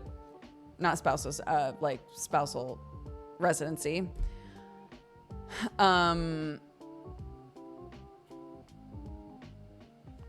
But it comes with the conversation of like, what am I doing about America? What am I doing about America? Because they're annoying, aren't they? Because they keep taking my fucking money, and they will for the rest of my life, unless I say enough. I'm done. I'm over it, you know? And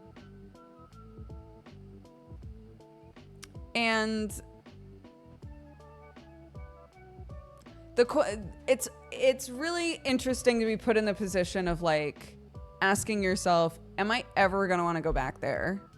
Because really, at least how it is now, I can visit for a really long time. I can go to America for a really long time if I want to. But am I ever going to want to live there again? Do I still want that option?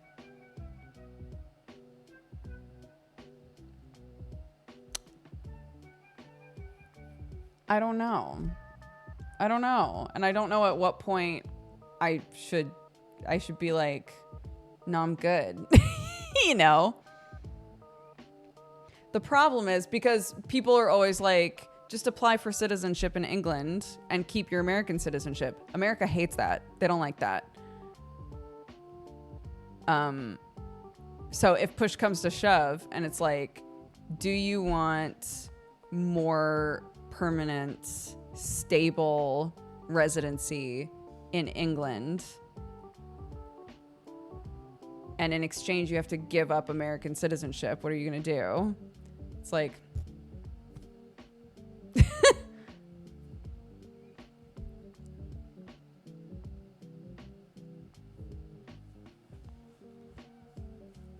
They don't like you applying for dual citizenship as an adult. Being born into it, they don't do anything about that. But being like, I want to be a citizen in both places, they don't like that.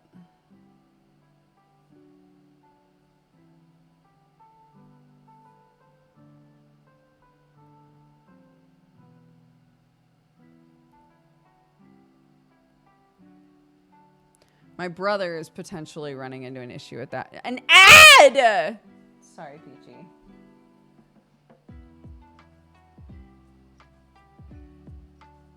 Wait, I have to put the ad hat back on.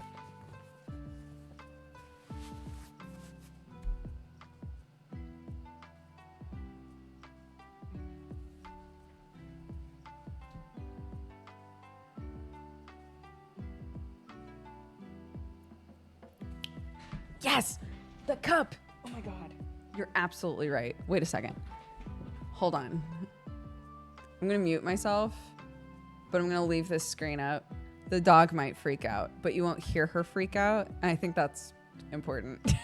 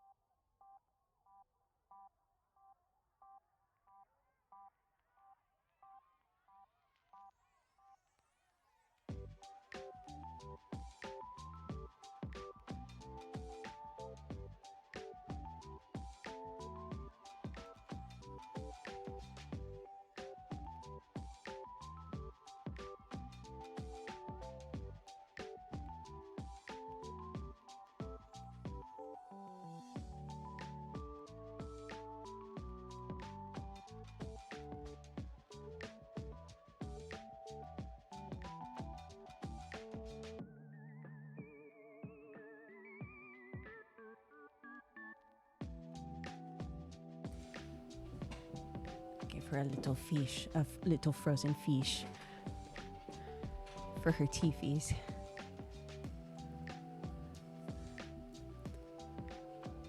I thought that plushy near Peach was her face.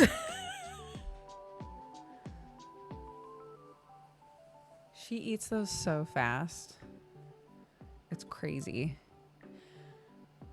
Anyway, I ran off during the ad. You didn't miss anything. I ran off during the ads so that I could do my own ad. Hey, did you know that we have a new color of the Dodger coffee mug? It's green. They're very pretty. They're the same shape as the old one, just a different color, different glaze.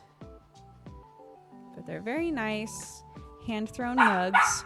Oh, she's so mad. What are you mad about? What happened? Anyways. Peach likes the mug too. Big fan. Huge fan. Hashtag ad.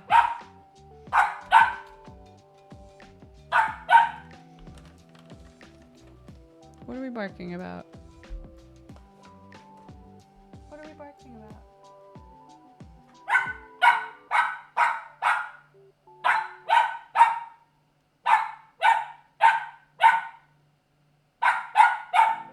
Buy cup, buy cup, buy cup, buy cup. Do you need to pee? Buy cup.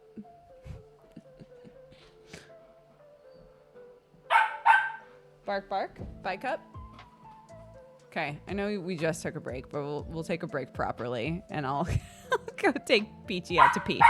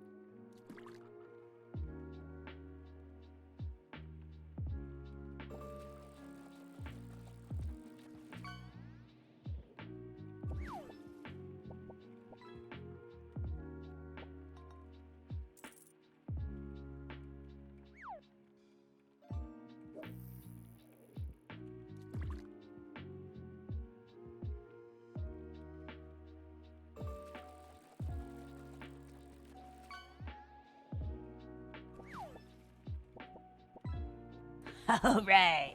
All right, we've done it. I've done it. I've done it. Guess what I've done? Invented a light that plugs into the sun.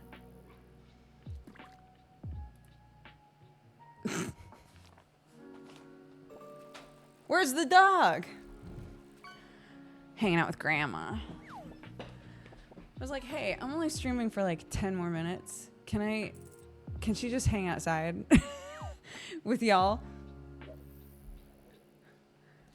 Lost the dog. I'm so sorry. I know. But she really did not want to come back in here. I was like, all right, we've peed. Let's go back to work. And she was like, what if I hid under a car instead? That's so fair. That's so fair of you. I get it. So.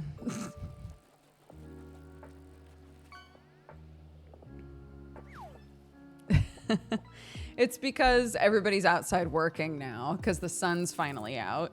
And so like my in-laws, they had an allotment space that they've just gotten rid of. So like they have all of these allotment plants that they need to transplant and like all this. So they're like, the sun's out, let's go, right? So like everybedy's outside working. Beach is like, this is so fun out here. There's dogs, there's people. I'm so excited I pee a second time, you know, so I get it. She didn't want to come in. Peachy with a paw on the door. Yeah, let me out. Let me stay out, please.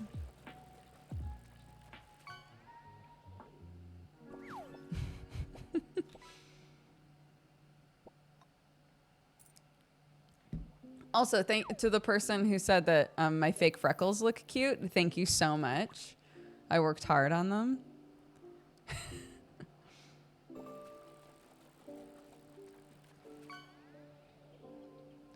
I mean, it was thundering and pouring rain about 3 hours ago. And now the sun's out. Sick. you take your moments, dude.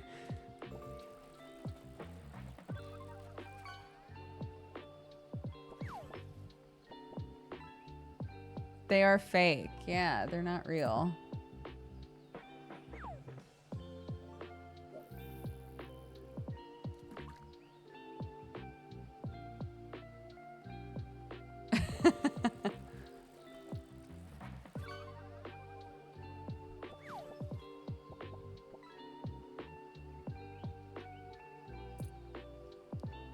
I had to go full screen to see them. Yeah, I didn't make them super dark. But I like them. I've been messing around with fake freckles because we had talked a while back about how it would be fun to do like a light sort of like casual cosplay of Mushy, of the mushroom character, but they have white and green freckles. And so I've been messing around with how to do white and green freckles, and they never look good. But I can do kind of sort of natural looking freckles okay now because white and green ones are so hard mode. But yeah, I like them.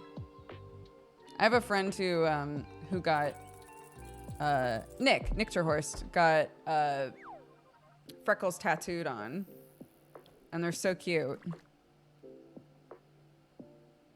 Thought you'd just been out gardening. I mean, I have, but I do not have natural face freckles that pop out. I just turn into a tomato. For a little bit, and then I go white again. Well, from a lot of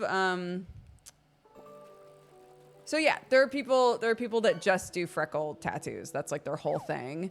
And I think generally they're listed as a semi-permanent tattoo, much like other like makeup tattoos. So they fade over time.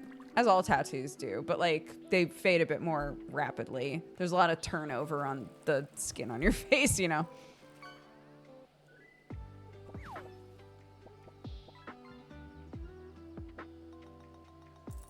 So yeah, I've thought about doing it before, but part of me was also like, I should probably learn how to do fake ones, like myself, and see if I even like the look of them on me before I'm like, I'm getting freckles tattooed on my face.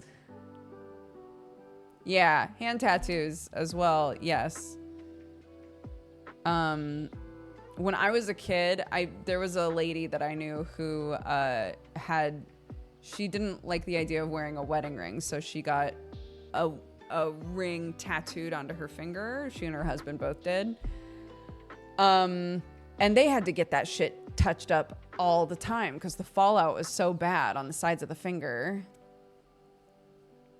And I only have one finger tattoo, but it is on the side of the finger. Which I kind of did on purpose just in case, for some reason, I didn't want that tattoo as I got older. I'm pretty ambivalent about it. But you can still tell that something happened there. Do you see where it's like much lighter? You can tell there was something there. But it doesn't, I don't think, immediately look like I got a tattoo there, you know?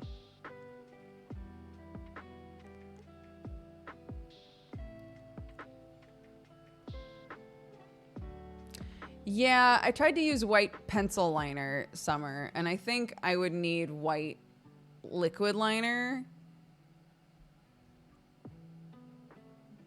because they just look too smudgy otherwise.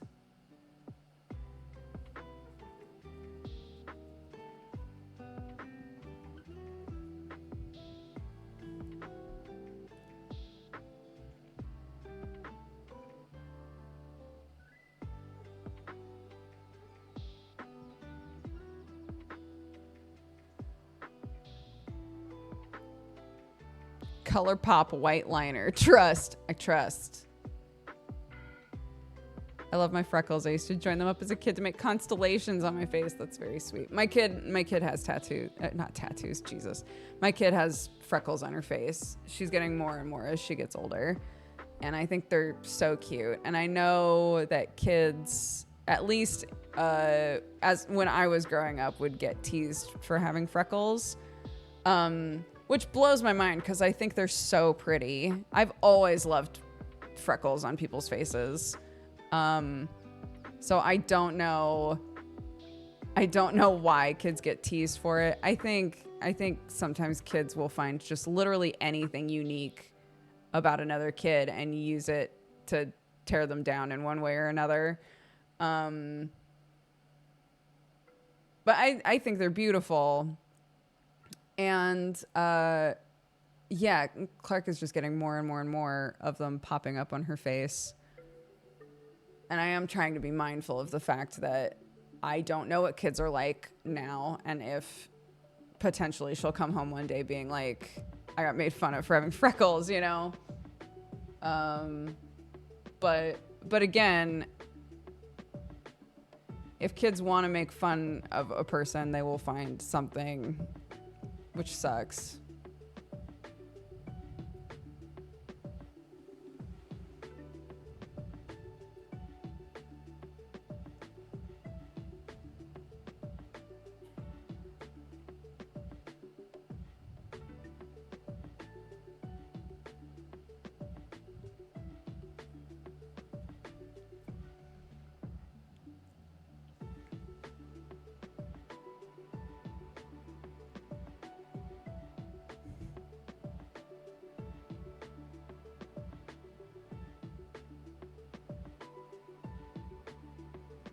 I think it was an issue in the 90s and 2000s because people wanted perfect skin. I guess, like, perfect, quote unquote. Yeah. At least make fun of me for my objectively bad personality and not my appearance.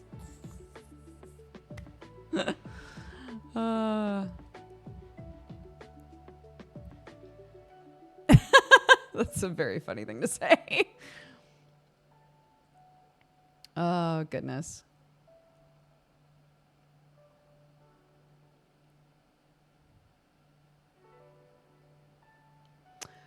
This is a heel turn, but I got a rotary dryer. I was talking about how air drying clothes in America is not nearly as common. Most people have a dryer,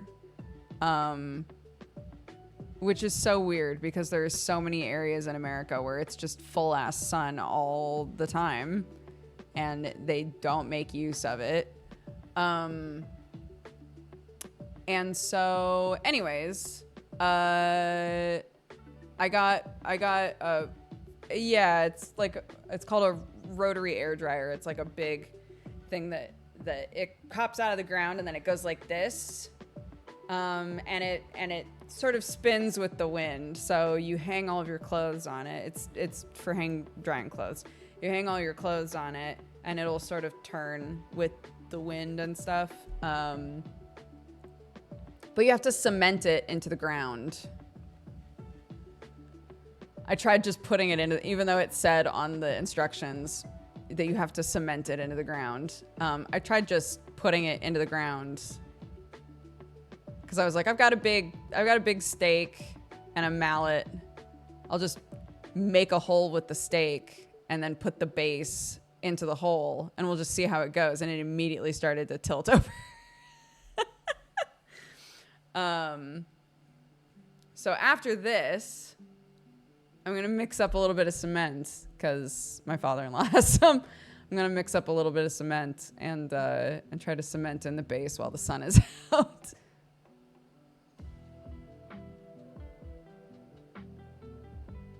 That's funky. I've lived in sunny California my whole life. I've never air dried my clothes or seen anyone do it. Yeah, and it did not occur to me as being weird until I started spending a lot of time in England. And was like, why don't we air dry our clothes? That's super strange. that is very weird. Cause yeah, we were in LA I was in LA for 10 years, right? Before moving out here. And I never saw people air dry clothes. The only reason that I air dried clothes at a certain point was because our dryer broke.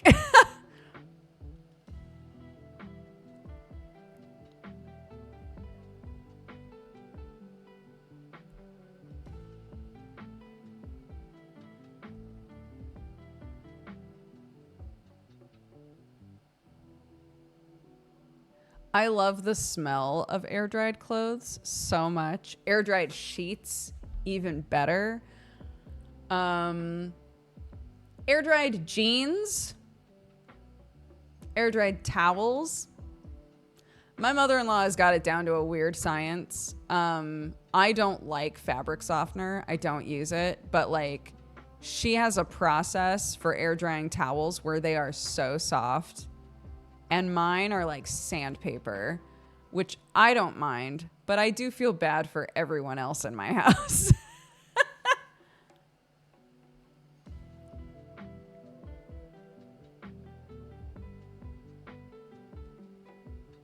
Jeans and dryers don't mix. I think my jeans feel like weird air drying.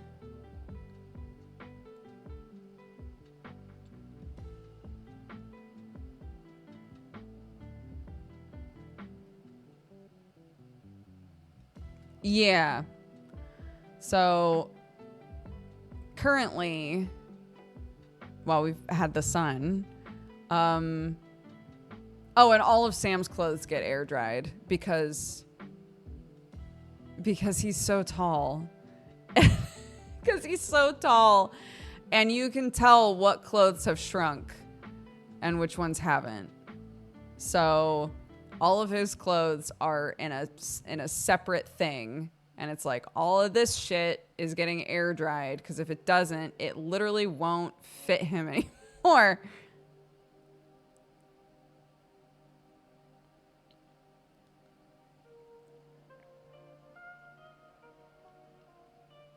Problem with air drying stuff in the garden is our dogs will grab them off the line. Peach has been trying. It's been a lot of like watching her like a hawk if she's near clothes.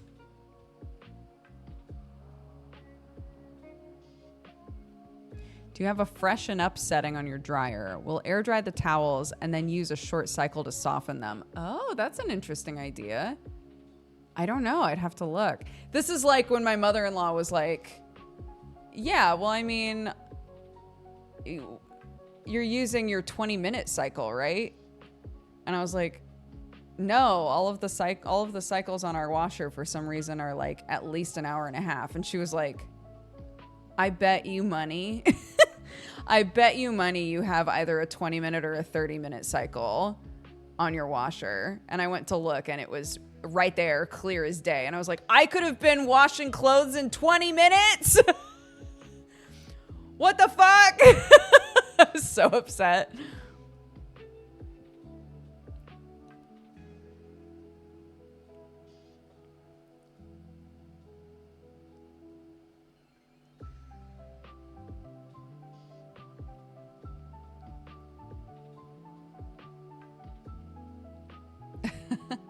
Are they actually dry? Not for the dryer, for the washer, washing clothes in like a 20-minute, 30-degree thing.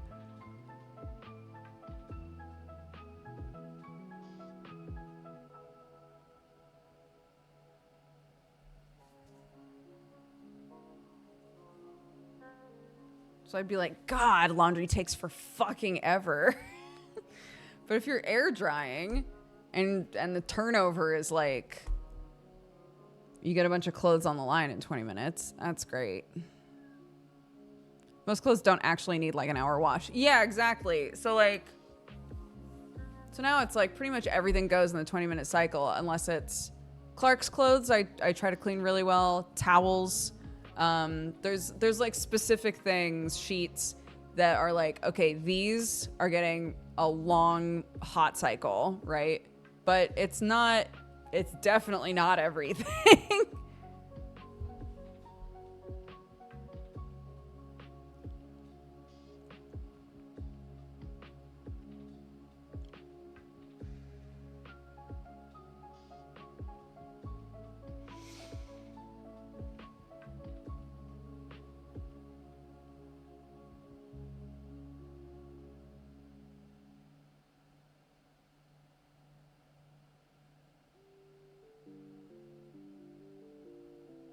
Yeah. It's nice. Wash. A nice little wash. Exactly. Okay, I should probably wrap up now. It's been 20 minutes since I told my mother-in-law I was almost done. Oopie. Hey, thanks so much for watching, guys. We've got Sunforged tonight, I believe. Hold on. I should probably double check this. Yeah, nothing's saying that we don't, so I'm gonna call that good. Sunforged tonight, which is a D&D show that Joe Fudge does with me and Sam and Bree and OLG and Tomato and Shane Hawk, and it's very fun if you want to come and watch that later. And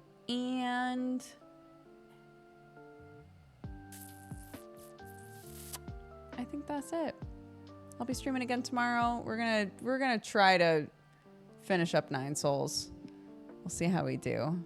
But let me read off our activity feed, and I've also opened up Raid Leader if anybody would like to grab that. Legacy Star Killer, thank you for the 5 years. Happy anniversary. Thank you so much. I appreciate the support. Pets Played, thank you for the 76. Firestorm for the 52. Sir Servo for the 89. Tommy Poo for the 27. Southern Vices for the 82. Chiyuku for the 97. Tharwatha for the for subscribing. For the one subscribing. Thank you so much. Welcome to the Cat Gang. I appreciate it. I hope you're having a good day. Alicia Nat, thank you for the 69. Insaden for the 96. It feels like there should also be a sound for 96, but there isn't. Wine Crimes, thank you for the 11. Iwakuo, thank you for the 41. Nate Boy for the 27. Cheshire Pierrot for the 84. Happy 7 years. Happy anniversary. Thank you so much for the support. Pete, thank you so much for the gifted sub. Stella Shine for the 16. Tetsu for the 62. And B the Plant Nerd for the 11. Thanks so much, guys. No one took Raid Leader. Joke's on you. I'm taking Raid Leader then. Let's see. What's everybody doing on this lovely Sunday? Brick and Nick is doing some Lego. Go say hi to Nick.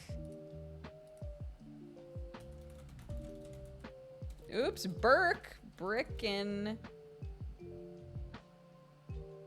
Nick. Rate leader is 100K. I know, most of the time somebody grabs it. Beep. Fantastic. Go say hi to Nick. Spread love and joy. I will see you guys either at Sunforged or tomorrow or whenever you're able to tune in again. Take care of yourselves, all right? I'll go hug my dog for you. Okay, bye.